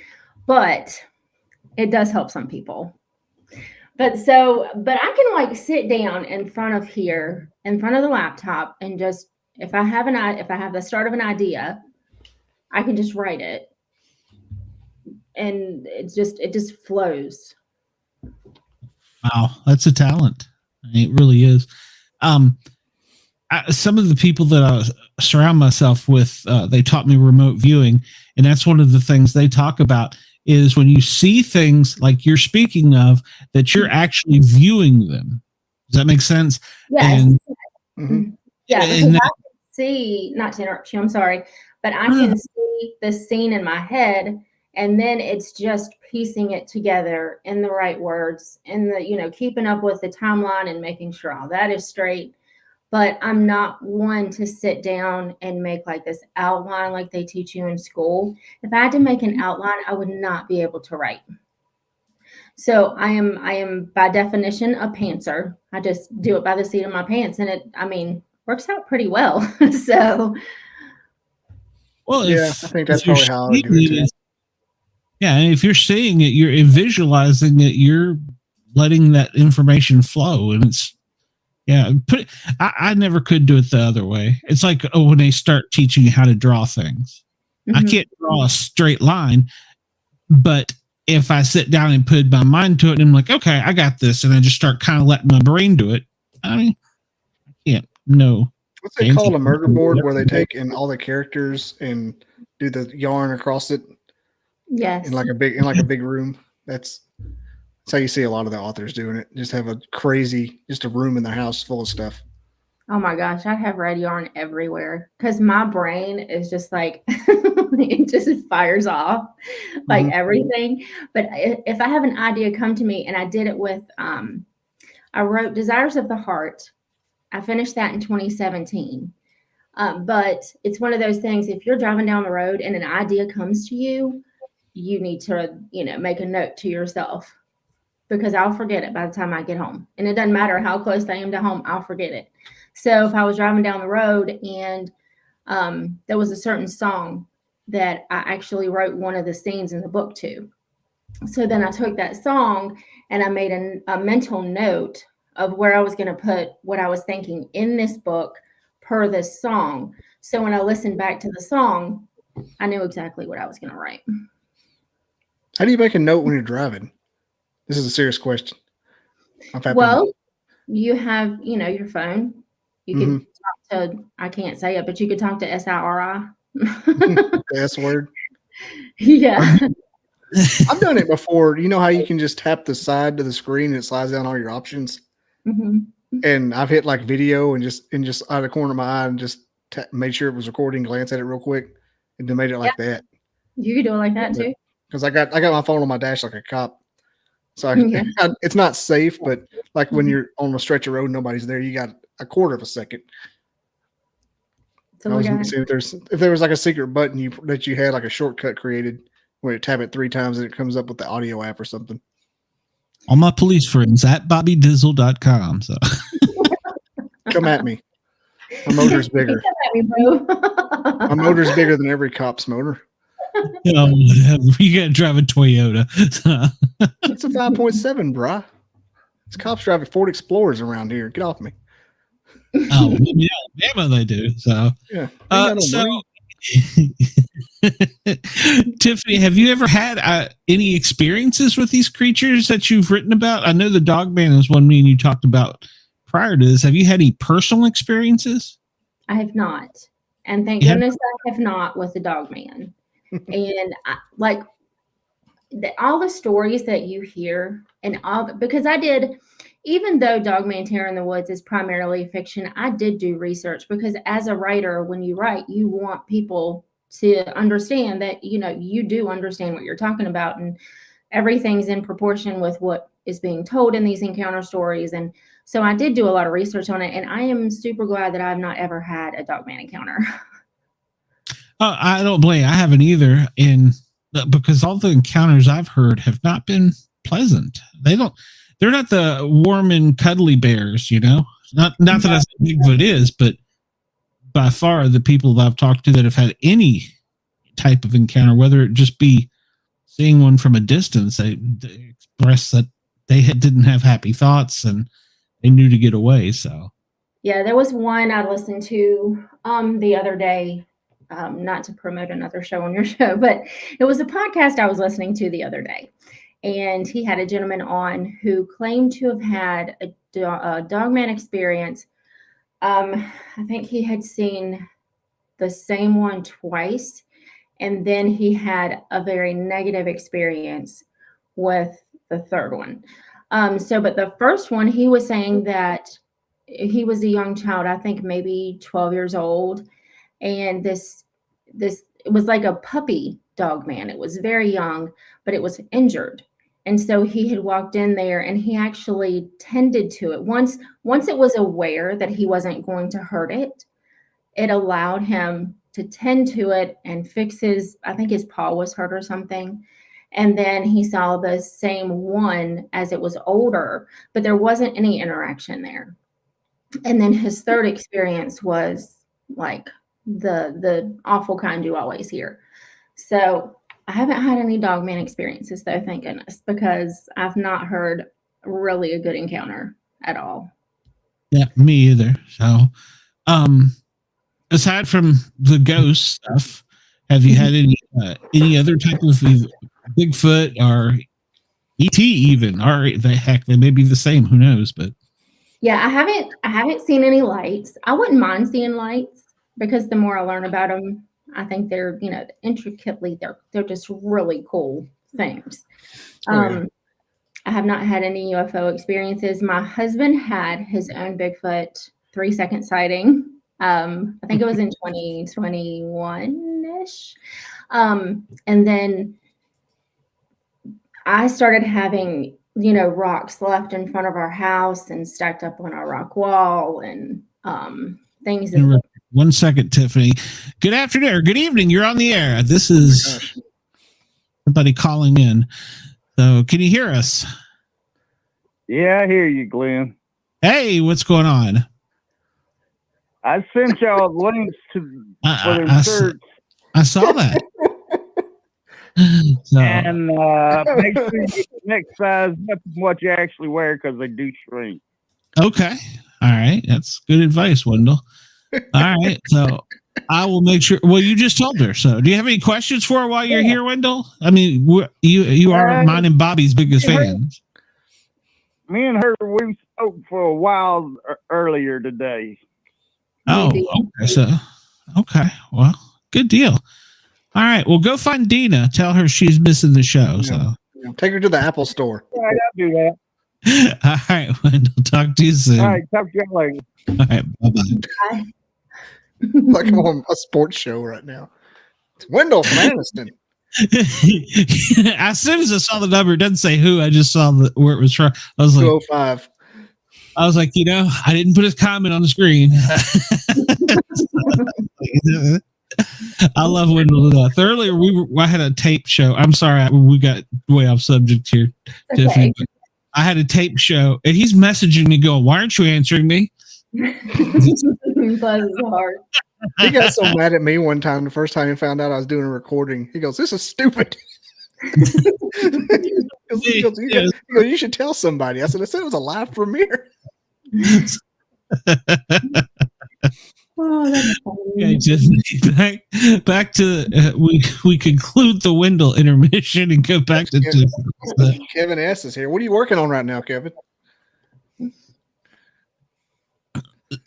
Silence. Yeah, go ahead, Tiffany. That was an inside joke. That was an inside joke. Sorry. Okay. TPS reports. That's part of it. That's part of the joke. But yeah, so I mean, he had his experience, and then I had experienced we had rocks that were laid up on top of the wall, just things that we couldn't explain away. Nothing made sense, It was, well, I remember Josh. That's not uncommon, right? Yep. Sometimes weird things happen in the woods, and a lot of people don't even recognize them. Yeah, you know what I'm saying? It's like they don't even oh well, those are acorns falling, not going that way. They're not, or exactly. So it's like they automatically want to go to the part of the brain where everything's warm, cozy, friendly, nothing's going to hurt you. It's like Disney. Yeah. Yeah. And before I started this, that's where I wanted my brain. I wanted my brain and the comfort, And then it was like when I was like, God was saying, leave this job. And I'm like, what are you talking about? I have health insurance and I'm, making this much money and this much money is going to this and blah, blah, blah. And he's like, I don't care. Leave. And so I was like, okay. And so I left, and that's what started everything. And so when I did, and I'm not going to talk about this long because my computer will freeze, but when I did the show with Keith Linder by myself, I was telling you before, my screen froze for 8 minutes, and I was like the worst face, and I was frozen for 8 minutes like this. But no, before this, chicken with a capital C. I didn't want to talk about the scary stuff, but now it's like, come on, let's have a conversation. And so when he had reached out to me, I like in depth studied his case for 8 days and before he came on. But beforehand, I wouldn't have done that. But it's you have to get out of your comfort zone to grow, because if not, you're just going to shrivel up. So a lot of this, weird to get out of your comfort zone like that, to get into the shit with the haunted stuff. That's a different world. Oh my gosh, I know. Yeah. Because you watch Matt Moneymaker and everybody and Zach Bagans do stuff, but you're in there with it. Ooh, it's different. Yeah. No, it's very bizarre getting out of that headspace and jumping into another headspace. But it's necessary because, like I said, you don't grow in your comfort zone. You have to, just trust and go. Because had I not trusted that leading, I would still be working retail. I would still be miserable. It would be 10 times more toxic than what it was. And I would just be a horrible shell of a person. So I was like, all right. And so then since I trusted that, my first book came out, is on Amazon, Desires of the Heart. I was able to finish the sequel to Desires of the Heart, which is Forbidden Desires, which is also on Amazon. And then the opportunity to have these 2 books seemingly fall into my lap to do. I mean, and if I hadn't trusted and just followed my, leading, I would be awful. So you said that your bad coworker turned into the boss. No, she was my boss. Yeah. Yes. Oh, you're talking about, okay. So when I worked there, and you'll see her in our chats too, her name is Candy. She was my boss. She's like my best friend. But yeah, there was several bad coworkers there. And when she left, somebody else should have had her job, but they had hired another person, and he immediately got that job. And it was just like, it was a horribly toxic situation. Mm-hmm. They happen more times than not sometimes. It's amazing how one person can change to make a situation so much worse. Yes. I mean, in any field, I know what your husband does, in any field, especially our field. 24 hours with the wrong person, you come home wanting to bite the head off of a bat or something. So, you've been there. And remind me sometime to tell you, I don't think I followed my inner voice until I got drugged down the road. So, but I mean, I guess Bobby's heard this story a million times, and I'm sure maybe the people listening on Yerg's Radio or WDJY or Fairfax Radio haven't heard it, but more than one time I was knocked out of my career as a paramedic. Never listened to it, always fought. I literally, incurable brain disease. They say you'll never get back on a truck. I fought my way back, climbed out, was on the fire truck, where I wanted to be, perfectly happy. Answer a call one day, this voice in my head says, "Don't get bit." Damn hell's this thing talking about? Like Bobby's heard me say, there's little chihuahuas on the front porch. There's a fight going on. PD's coming, sirens, helicopter, all that good fun stuff. I'm like, I can kick the chihuahuas. Data clear. Next time, this voice in my head screams, "Don't get bit." I'm like, what the Sam hell is this? And now I'm arguing with myself. In my own head. Exactly. And then I didn't realize, I felt a tap in my hand. I didn't realize it was a pit bull attacked me. Oh no. Yeah, she got me good. She got me 3 real good times before I got the kick in. And so that took me, I can't hold or grip anything, so you can't fire, you can't lift stretchers, so it took me out of line. But the thing that I remember is every time before, because my wife brought this up, she said, "That was your 3rd strike, dummy." I'd had a roof fall on me at the fire department, got back up, went to it, had the incurable brain disease, forced myself back in. She said, "This was it." She goes, "You go back in, you're going to die." Right. But at the end, after I was bit, it told me, and it hurt like hell after I got bit. It said, "It's only going to hurt." The voice in my head said, "It's only going to hurt for a little while." Well, that's reassuring. You could have said, "Don't look out for the dog." I'm now arguing with this voice in my head. Blood's running down my arm. There's a fight going on the front porch. Cops are running by me. Nobody notices me and the dog scrimmaging in the front yard. And then it said, "I'll never forget what it felt like. I'll never forget this." The voice said, "Everything's going to be okay." Mm-hmm.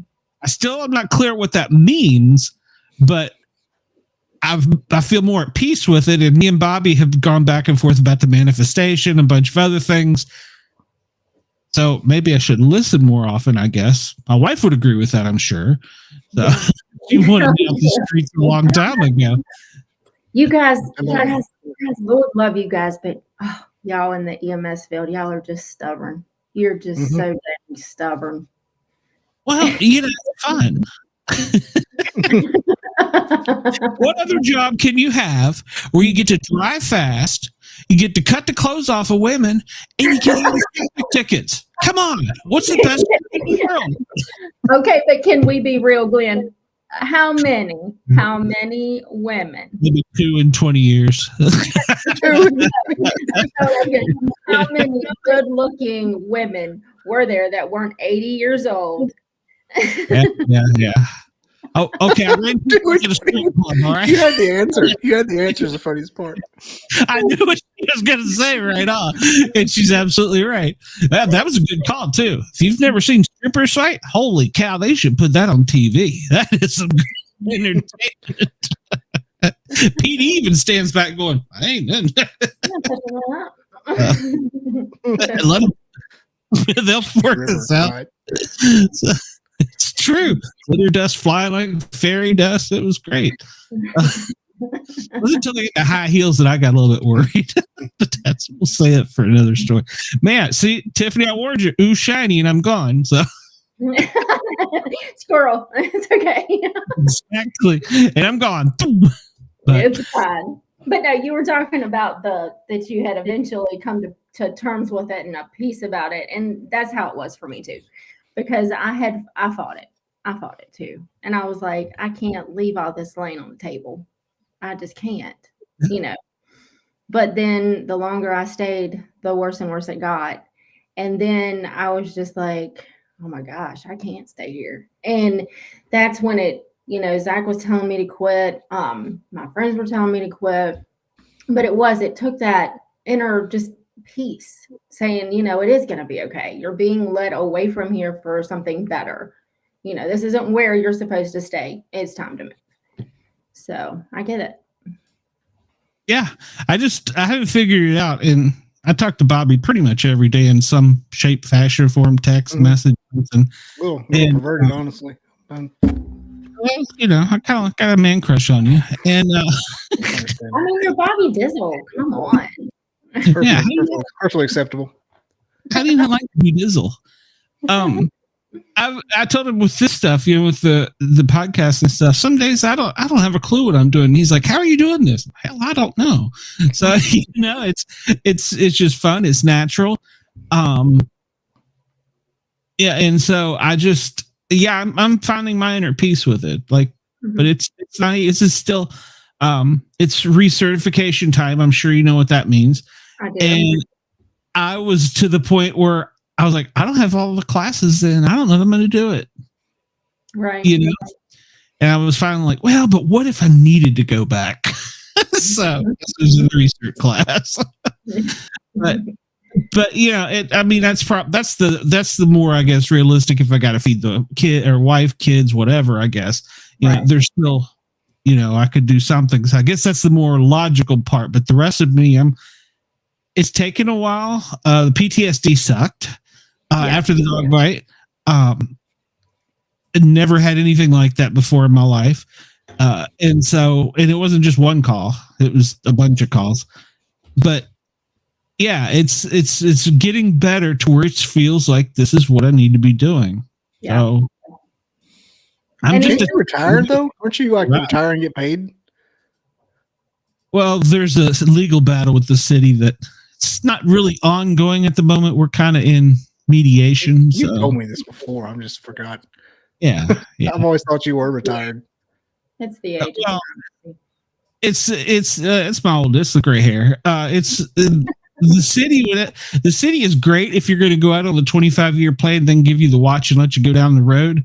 The city is a bunch of jerks when you have to go out and cost them a fire truck because you needed 3 surgeries to repair your arm.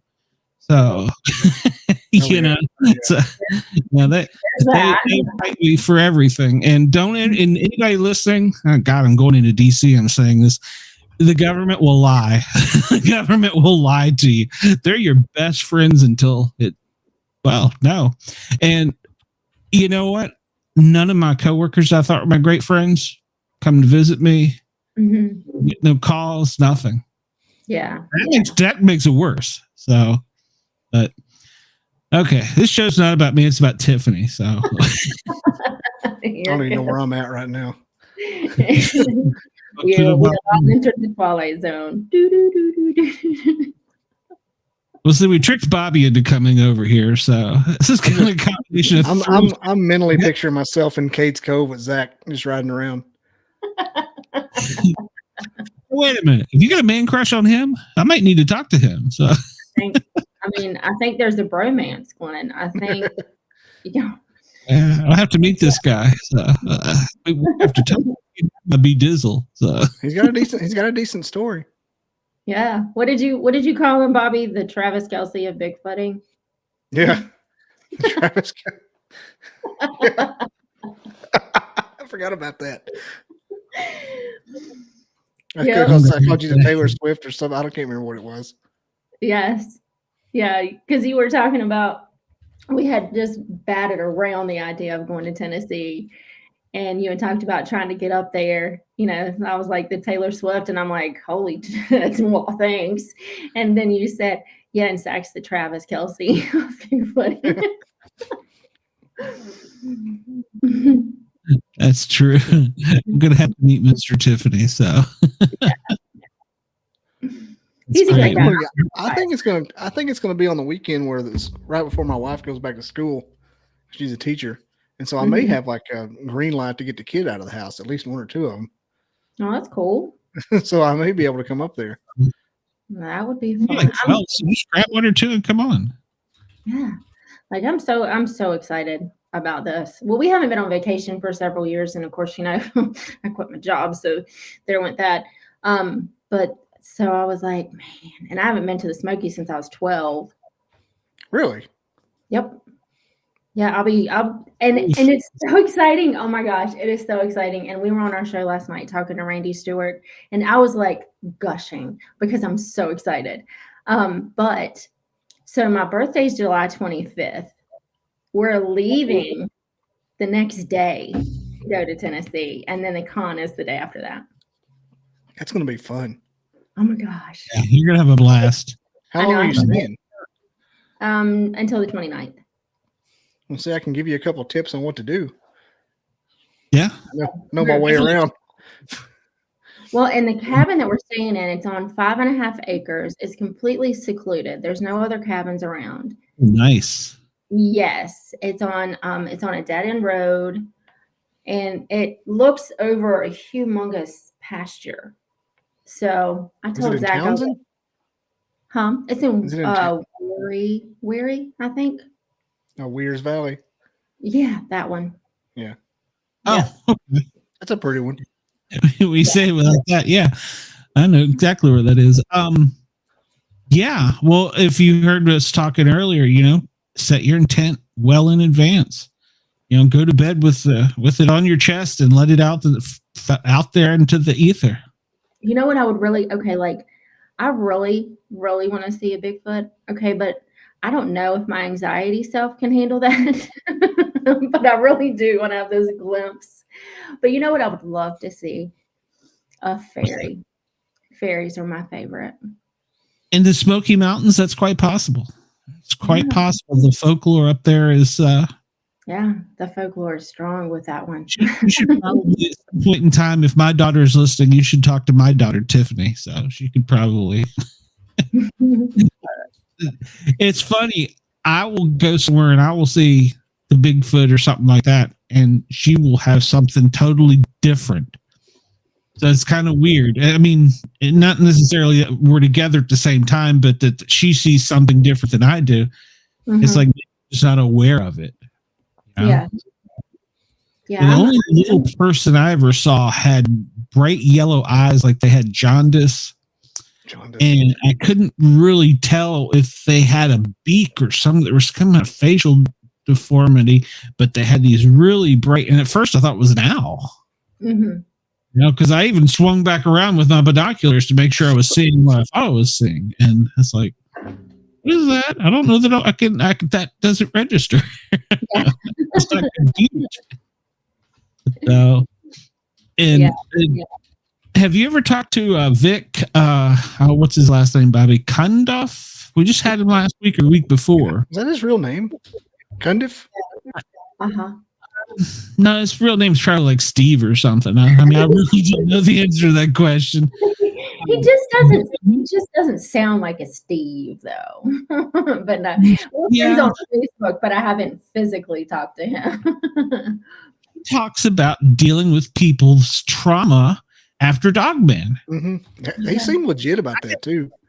Oh yeah, I had never really heard anybody put it that way, but I could certainly see that. I mean, especially with Dogman, but it never clicked, I guess, because I've always had my mind opened as a young person, like you did, to Bigfoot. Right. Yeah, and Dogman just completely came out of nowhere, and he's like, "I am here, and I am taking over the scene." Bigfoot, step aside. It's the Bigfoot. Dogman is the tactical bro of cryptids. I'm telling you, real or not, it's just a cool thing to do now. You know how whenever the people talk about their dieting, and they always say, "Well, I don't eat red meat." I'm like, "Well, you still eat everything else. You just got back from Zaxby's." Like, we're trying to. I mean, Dogman is exactly. It's the tactical bro, cool kid on the block. I don't believe in Bigfoot, but Dogman, yeah. I get a tattoo on their arm. That's what gets me too. Like, how is it okay for you? I don't understand that. I don't understand how they're like, well, I believe in this, but my mind's not open enough to believe in this. But if your mind's open enough to believe in, Bigfoot or Dogman. If you put a Dogman post in the Bigfoot group, everybody likes it and it gets accepted. You put a Bigfoot group in a Dogman group, you get suspended for a week. Yes. Ask me how I know.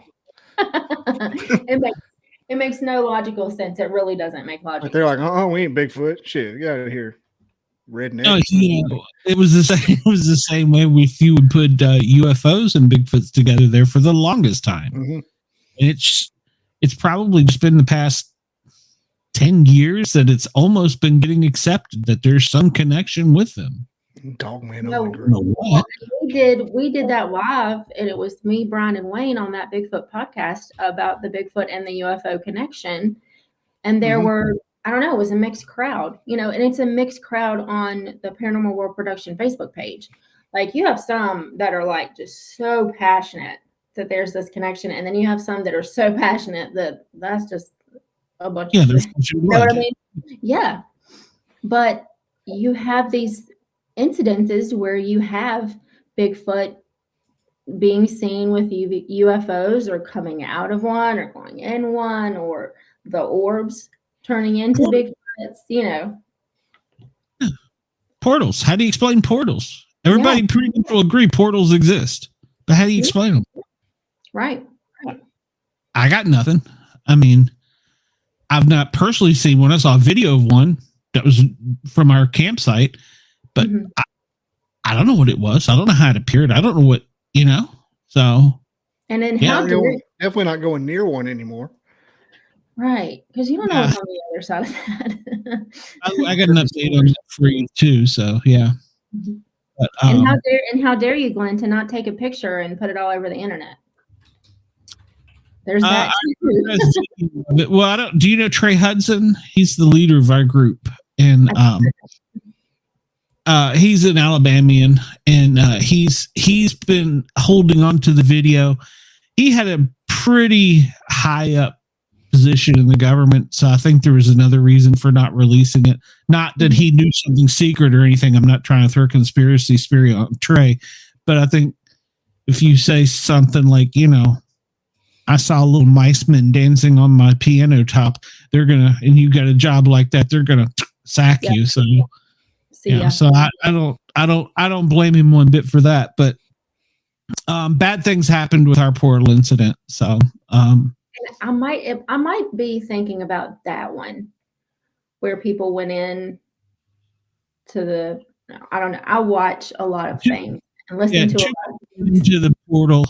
And 2 people had a bad experience not long afterwards. Yeah. So it is. Yeah. Yeah, probably. I won't go any further because right now it's really personal. So I'll tell you off there. It's private. So we can't explain a lot of these things, but that doesn't mean they don't exist. That doesn't mean that, it's somebody to me, they discovered new creatures inside of Central Park. It may be a salamander or something.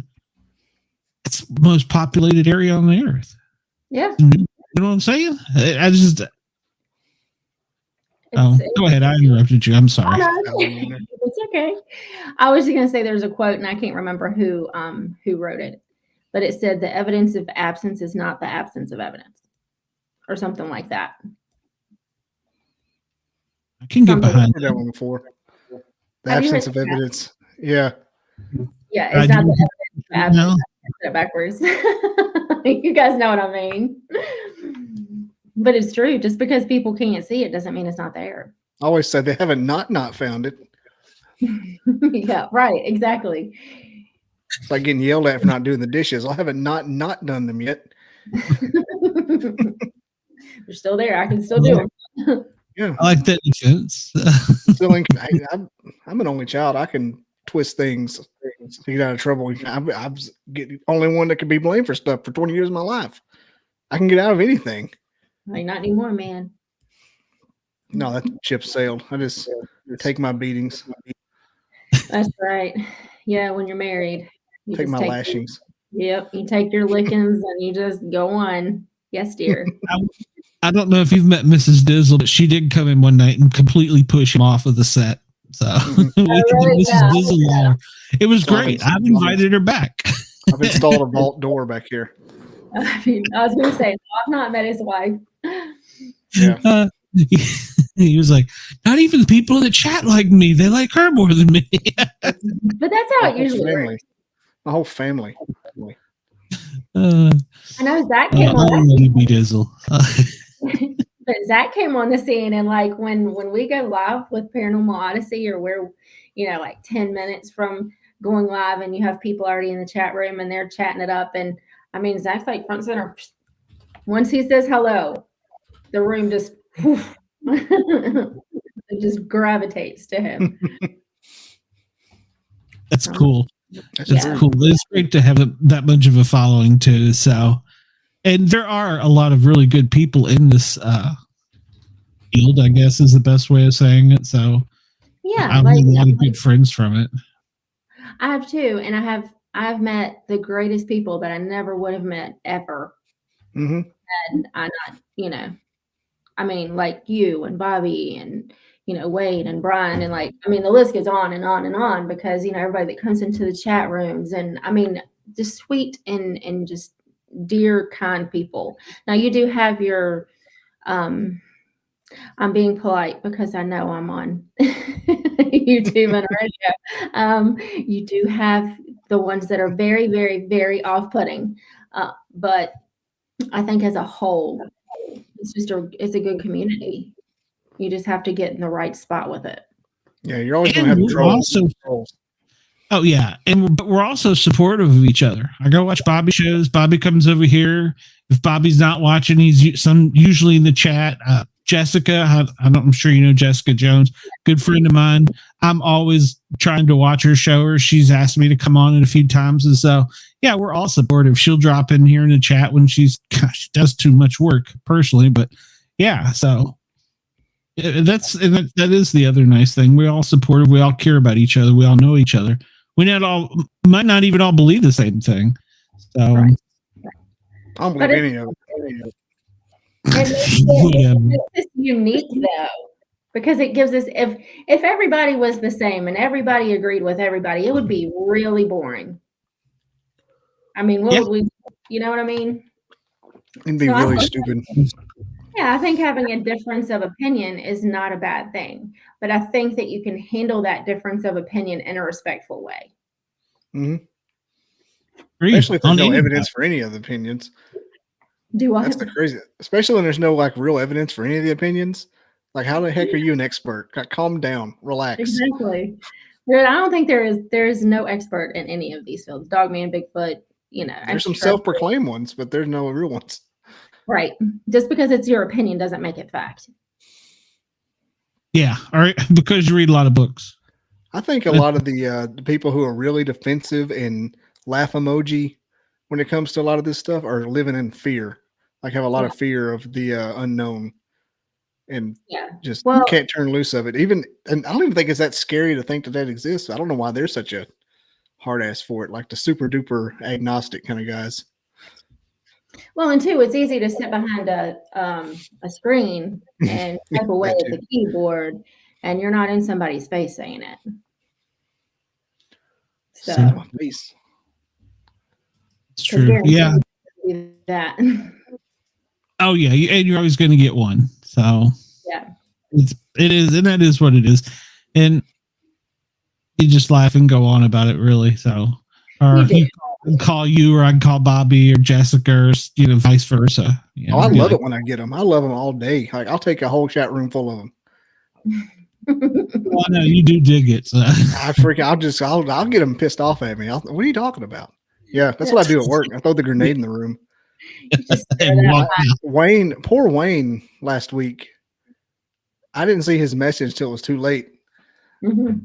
And I was like, oh my God, he's gonna hate me. But yeah, I had to diffuse that one. I was getting rowdy.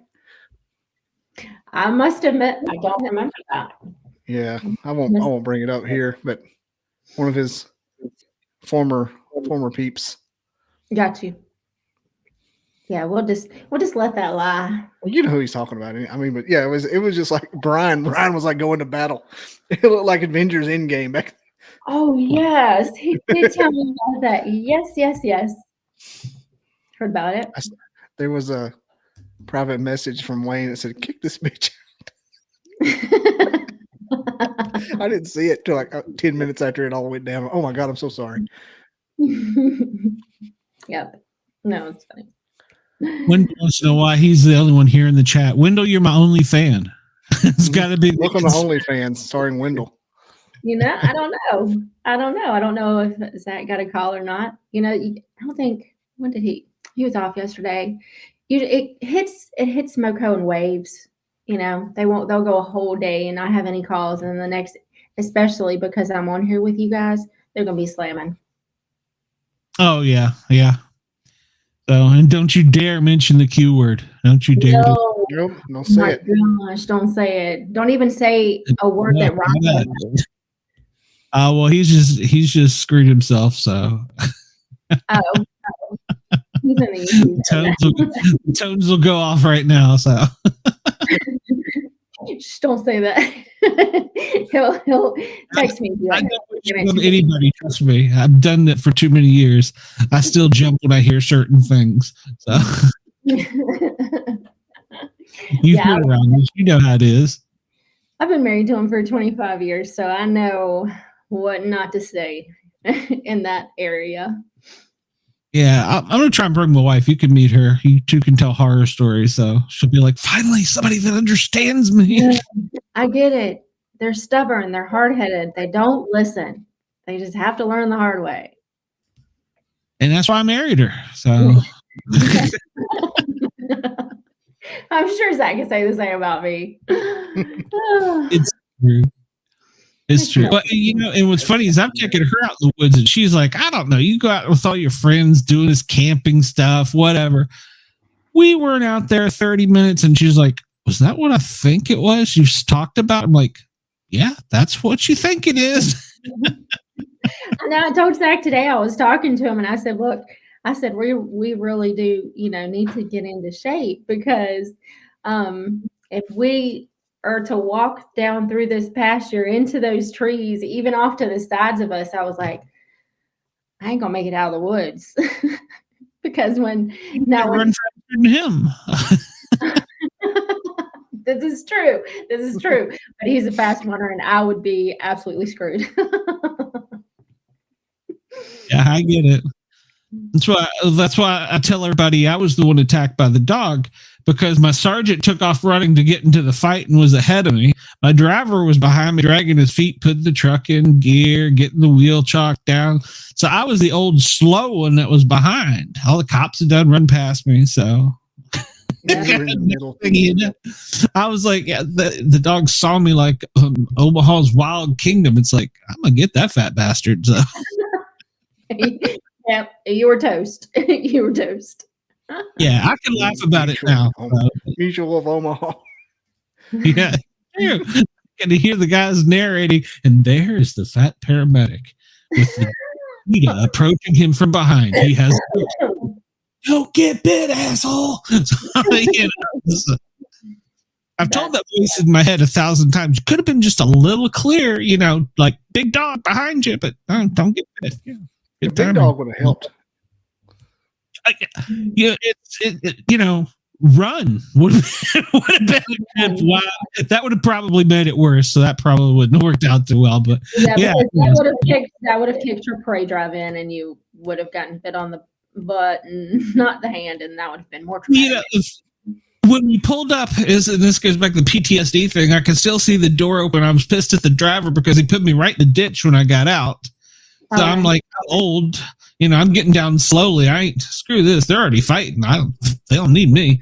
And I see my sergeant literally at full speed turn in front of the engine and go. And I'm like, in my head, and you've heard this 1,000 times, you never run on a call because you don't want to become part of the call. Right. And that's what I'm thinking to myself. I'm like, I ain't running. It's not your emergency. I know. The fight was already on. I was just invited to the party. And so and the driver's taking his time. So I'm like, just loading along. Next thing I know, cheetah jumped out and got me.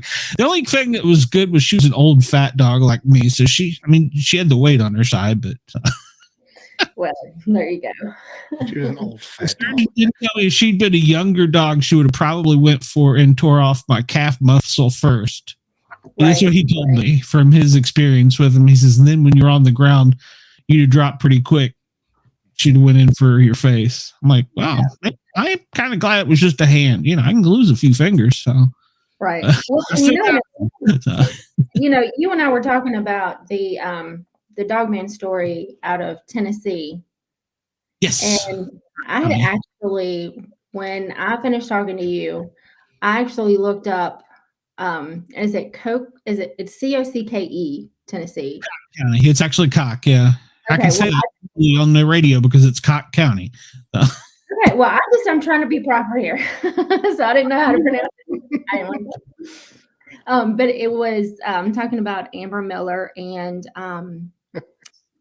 what was his name? Troy Aarons, I think was his name. He was 51, she was 29. And so I looked up that whole thing. And when you were talking about the pit bull, that made me think because it was comparing, they were saying that, or this guy was saying that he found Amber leaned up against a tree and there were 3 cane corsos licking her and she's crying, saying, I don't want to die. And she's like trying to get up this tree. But so they were comparing the bite force of a pit bull to a cane corso, just to have some kind of comparison there. And it was, I have a hard time understanding why a dog that was just attacking you is going to stop and just lick you. So when I was reading that, that's not what they do. I was like, what sense does that make? Yeah, you're right. Yeah. It doesn't make any sense. And so the guy was found, and they got to hype up the story. You know how it goes. They got to hype up that story. He had methamphetamine in his bloodstream and blah, blah, blah, blah, blah, blah. Okay, well, but they cannot identify with him nor her. It's all speculation, and I understand that.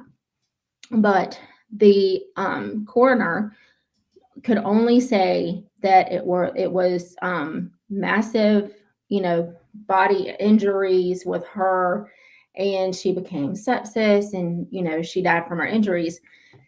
And then with him, he had scratch marks across his chest and numerous attacks, and there were paw prints found on the ground, but nothing definitive saying it was dogs. Yes. And I'm like, Dogman, we don't think about that in 2021. Yeah. And that was when somebody brought up to me recently, and I wish I could find them, a PDF file of the actual sheriff's department report, and the detectives, I guess it would be the report. And I can't find them. I've never heard this before. Cock County, Tennessee, there was a lady that was she died. Let me rephrase that. After being attacked by a wild animal. They brought DNR in. Why would you bring DNR in? Yeah. There was a lot of strange things with that case. And right. DNR plainly says in everything about, we want no part of this. No way, any way we can deny any culpability, we want no part of it. They're like, we don't do police investigations. And then, and then it was saying that Generally, if the canine in question cannot be found, a warning is put out to the public. However, nothing was released, nothing was said for 17 days. Yes. And then they said that their dogs have been put down and buried in one report I read. Yes. I don't know if that's true or not. Well, see, and that's what I read. The dog up. They dug one of the dogs up, didn't they? They did, because when they went and searched the guy, because he was actually arrested for possession of marijuana and I think a domestic or something. But they had found a shallow grave in his yard, and so they had taken DNA from that dog. And I'm assuming because it said that they took another dog, but none of the DNA results were on the website. Yeah. And I think I know where I got those from, and I don't know if I can access them again. So, but you might know the person, so I'll stick you up that tree. Yeah. So yeah, it was because somebody brought that up to me, and it had just clicked on something else I was researching that came up, and I was like, there's no way that had to be Dogman. It was just one of those things where it brought back something else. Because initially when it came across, I'll say it came across my desk. I'll put it like that. That's being facetious. But yeah, I was like, yeah, okay. Yeah, whatever. It's the sheriff's checked it out. It checked out. You know what I'm saying? So I just ignored it. But then it just kept coming back and coming back and coming back. And today when it came back to me, I'm like, click. And so now I'm trying to find the files. So I know they're not on this computer. Maybe they're on my laptop, but at any rate, I'm hoping if I find them, I will get them to you. If you find them online, get them to me. We'll swap them because it's a very fascinating story and there's no real definitive answer. And the only ones that were screaming anything was the University of Tennessee Hospital. Mm-hmm. That was the strangest. And I couldn't, the staff at the hospital was the one coming out and saying things. So, because her family wasn't really speaking, so there wasn't. Yeah, so I don't think there was a whole lot of conversation between, the police and her family. And Mr. Aarons was 51, and he was homeless, and he was, addicted to drugs, and so he didn't really have next to kin. Doesn't make him less of it. I mean, he's a human being. Yeah, I agree. Like everybody has issues, but he was pretty much just swept to the wayside after the autopsy report came out. But I don't think there was a whole lot of communication with his family at all. And then she passed away 6 days later. Yeah, and it makes me wonder. There might be more that just haven't come to the surface or to the media because that's. Between Knoxville and Roanoke, you got Bristol, but there's not a whole lot of big cities there. Right.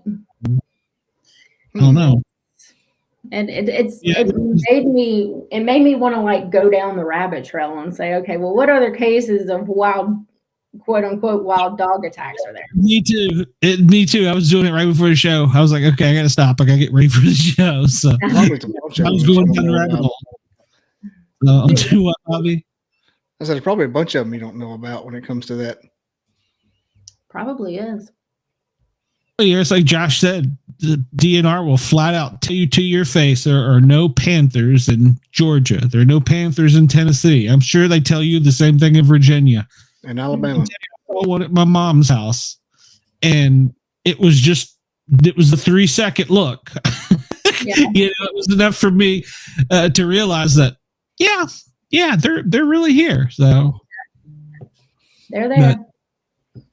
But, Tiffany, I don't want to keep you too long. I know you got things to do and you don't want to talk to me all night. Maybe Bobby you do. I know you don't like me as much. But it's okay. Oh my gosh, you guys. He's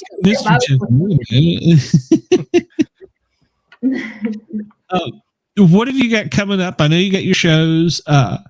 Tell us what you got coming up. Anything big and exciting besides for down the road in summertime going to the Smokies? Well, right now, just my books. I am, leaning towards starting a nonfiction book, but I've always written fiction.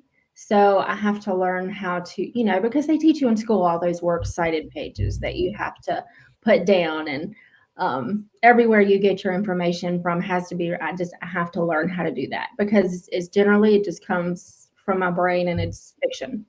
But I want to get started on that. But Dogman, Terror in the Woods, and The Unfamiliars are both out for pre-order right now. If you go to hangar1publishing.com, and the one in that is not the word one, it's the number one. So if you go to hangar1publishing.com, they are currently for pre-order.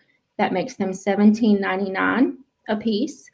Once pre-order is over, they will then be $23.99. So, and they get released at the end of this month. Okay, go for it. Get your book. I still want an autograph one now. So. Hey, I'm telling you, you know where you can find me. That's why I'm going. That's the whole reason I'm driving. Oh, y'all are sweet.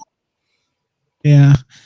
All right. Well, Wendell is saying that he's been chatting with Randy Savage, that he's a Bigfoot person. If he doesn't get him on mine or Bobby's show, I'm going to be upset. So he's dead. Yeah. Oh yeah, the Slim Jim guy. That's what he's talking about. Oh yeah, yeah. It just hit me. Yeah, because I was 10 years. Well, I'm a little behind, but yeah, as soon as it clicked, Slim Jim guy. Oh yeah, he is. Yeah. Yeah. And make sure there was a blue star beside that Randy Savage. So, it's funny, the gentleman we had on our show last night, Randy Stewart. He used to be he was a pro wrestler, and now he's like pro wrestler turned everything else. Now he's Bigfoot, and he's a radio. He does radio, and he's just, you name it, he does it. And so he had made a joke with me last night on the show, and he did the impersonation of Randy Savage. So that was really funny. Well, that's cool. All right. Well, we are on WDJY now. I don't know if you had any help in that or what, but that was great. And then, of course, we're on Yerg's Radio. And then we just got picked up on Radio Fairfax, Fairfax Cable Channel 37, which I think is so cool because that's where I'm from in Virginia. That's awesome. Yeah. It's not like it's a huge deal, but it's kind of cool to say that's my NPR where I'm from, So it's just kind of bragging rights for me. So yeah, but it is a big deal. It is a big deal. Oh yeah, that's my other co-host Dina. And so I tell her, we were arguing one day, and it just slipped out. I just looked at her and said, "Hey, look, I'm kind of a big deal." So that's been the inside joke with us. Like, hey, I'm kind of a big deal. You might have heard about me. I'm kind of a big deal. It's kind of a thing. And not to because we've been over here for over an hour, but it is. And I guess I'm a humble person. And so I legitly had a panic attack in the car the other day. Like everything was finalized to go to Tennessee, and it's a lot. And I was like, people really want to meet me, honey. I said, I don't know why I'm weird. That's why when you reply back to me when I said I wanted your autograph, you were like, what? I had a food blog about 10 or 11 years ago, and it got big-ish for a little bit, 2,000 or 3,000 followers, and somebody recognized me at a boat ramp from the food blog, and I'm still friends with the dude. He goes, "You the guy from the blog?" I'm like, "Yeah." What the hell? You read that shit? Like, wow, okay. I know. It's like, yeah. When was that? We still talk. My wife and I stayed in a hotel in Winchester on the way up to Vermont. And when we were checking in, I made eye contact with like the girl behind the girl checking us in. I don't know what her job was, and she was like, her eyes locked with mine, and she was like, and I'm like, it had this weird thing. And I was like, wait a minute. She's on my Facebook. And it just kind of clicked. And then when we checked out, the owner was the one checking us out. And she's like, "Oh, did you have anything haunted happen while you were here? Anything spooky?" And she started telling me all these stories. She goes, "You going to talk about us on your show?" I'm like, "People find me. You're in Winchester, Virginia." I know, right? I know. I'm waiting for that. And I told my husband, I was like, gosh, I'm gonna have to start wearing my makeup out everywhere I go now, just in case somebody sees me and recognizes me. Keep autographed headshots. I know. See, and that was the thing. Glenn said I want an autographed picture, and I was like, I don't even have one of them. Yeah, well, I meant book, but you the same thing. So because you sent me the picture, I guess that's how cross lines up. But yeah, so it's funny. I just like to talk to people. That's the way I do this. So it seems to work out. And if I have a brain fart, I think I can say that on FM radio. Bobby's usually there to pick me up. So he's. I would be perfectly honest with you. I love Bobby to death. I mean, he's great coming on the show. We have a great demeanor, back and forth banner. Yeah. So, and I talked him into driving 4 hours in the dark, coming to nothing but a latitude and longitude. Think about that. So I was going to do it again. Yeah, I was all set to do it again if the sky wasn't going to try to kill us. Exactly. So that's how you know you got a friend, when you can just give them a latitude and longitude and say, meet me there at midnight. Yeah, bring some bags and a shovel. That's what I was gonna say. Don't ask any all right, Tiffany. We will look forward to meeting you in person. I'll try and drag the wife up there. Dizzle bring one of his 15 kids. We'll grab a meal or something. So I'm looking forward to it. And for Mr. Tiffany, I'm gonna have to find out these stories about you. I had not heard this, so I don't know. Look on my playlist. It was Fast and Black and Fast. It's one of my videos. Yeah, and I'm telling you, Glenn, he is 6'1", and he's like, I don't know, 280. Well, now he's less, but I mean back then, and he was shook. He was shooketh. He didn't want me to leave him. He wanted me to stay in the backyard with him, and and we are very anal about our grass. We just are. But he didn't even finish the grass that day. He didn't even finish. Wow, yeah, I'm gonna look this up. Yeah. Well, it sounds like Mr. Tiffany's one-on-one on my side the next time I go into a fight. I won't be the slow one.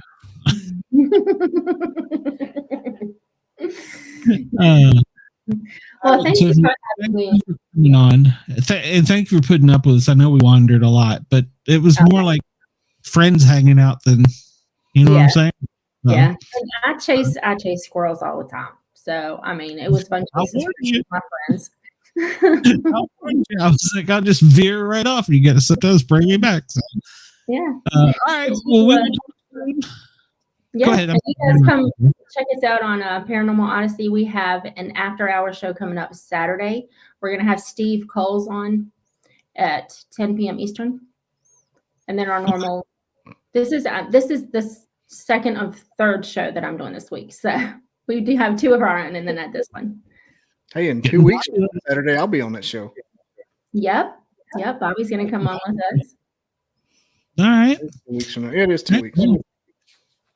Yeah, but thank you so much for having me. You were more than welcome. You're welcome to come back anytime. So we got the toll-free number. Anytime you see us doing something stupid, just call up and go, would you get back on the subject? I'm only got so much time. Quit chasing that damn rabbit. Exactly. All right, dude. My secret, I am the rabbit. We'll talk to you later. Bye, guys. Bye. Bobby, that was a great show. Thank you for coming on. Who would have thought? It really was. I'm glad I ate supper 10 minutes earlier than I thought I was. I whipped down like a cheeseburger. What did he make? Cheeseburger egg roll. So I whipped like two of those down like they were hot dogs. And I was like, all right, got to get on the air. So, all right. Well, Bobby, what do you got coming up besides for? I don't know. I just got podcasts coming up. I got actually while y'all were talking today, I was uploading a pre-record multitask. Yeah, I got a pre-record tomorrow night. It's a good one though. It's a documentarian, Joe Turry. He wrote he did a documentary about the creature from Big Muddy, a legendary creature in Southern Illinois. Is he a movie director? Mm-hmm. Okay. All right. I think I know you're talking about. Okay. I've been texting him back and forth while we were talking tonight, and because I did a bunch of pre-records. I got to get them offloaded because they're my skill, quote unquote, on doing this is getting better, but my shit's like 3 to 6 months old, and so I'm playing. I'm like, hey, how are you? Like I gotta get them offloaded to get some new stuff. Yeah, I got one left that I want to put out, and I probably wouldn't put it out if she wasn't a friend of mine because, it was in the wee early when I was still in the dark. So I'm gonna good show nonetheless. I'm gonna offload a good bit and then go back to one a month or one a week, and then start going on other shows. But I had a bunch. I had so many in the hopper, I had to get rid of them. You gotta push them out. I don't have a month in the hopper, but yeah. Yeah, I was anxious with 2, so yeah. So, but we're going to try and do the one that I pushed out today, the Paranormal Attorney. We've got like 3 other shows already, pretty much not dates set up, but what we're going to talk about and stuff. So I like that. So that's gonna be kind of cool. So we got those coming up, and of course you can find the Paranormal Guys on WDJY 99.1 on your FM dial in Atlanta. And then there's Radio Fairfax, which is an internet radio station, or cable channel 37, which is Cox, Verizon, Comcast, in the Northern Virginia area. So, yeah, it's twice I was saying cock on the radio today. So, Cock County and Cox Cable. So, how about that? So, but thank everybody. Appreciate Yerg's Radio for all they do, allowing us to take over their bandwidth. Ross is a great guy. So, and let's see, Saturday Night Misfits. Are you going to be there, Bobby? I'm touch and go because I'm going to be out of town for a little bit. Oh, that's right. Wish Mrs. Dizzle happy bee. I'm going to be on the side of Lookout Mountain having a steak. Sounds like fun. That's the picture place, right? It may not be Lookout Mountain, but it's close. It's in southern Tennessee. Could be Mont Eagle. Like the place where you have your picture made. But you were showing all the videos or the pictures from on the TV or the steakhouse. It takes your picture. No. Okay. No.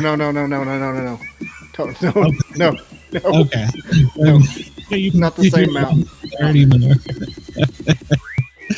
Good night, everybody. We will see you soon. Thanks for listening and tuning in.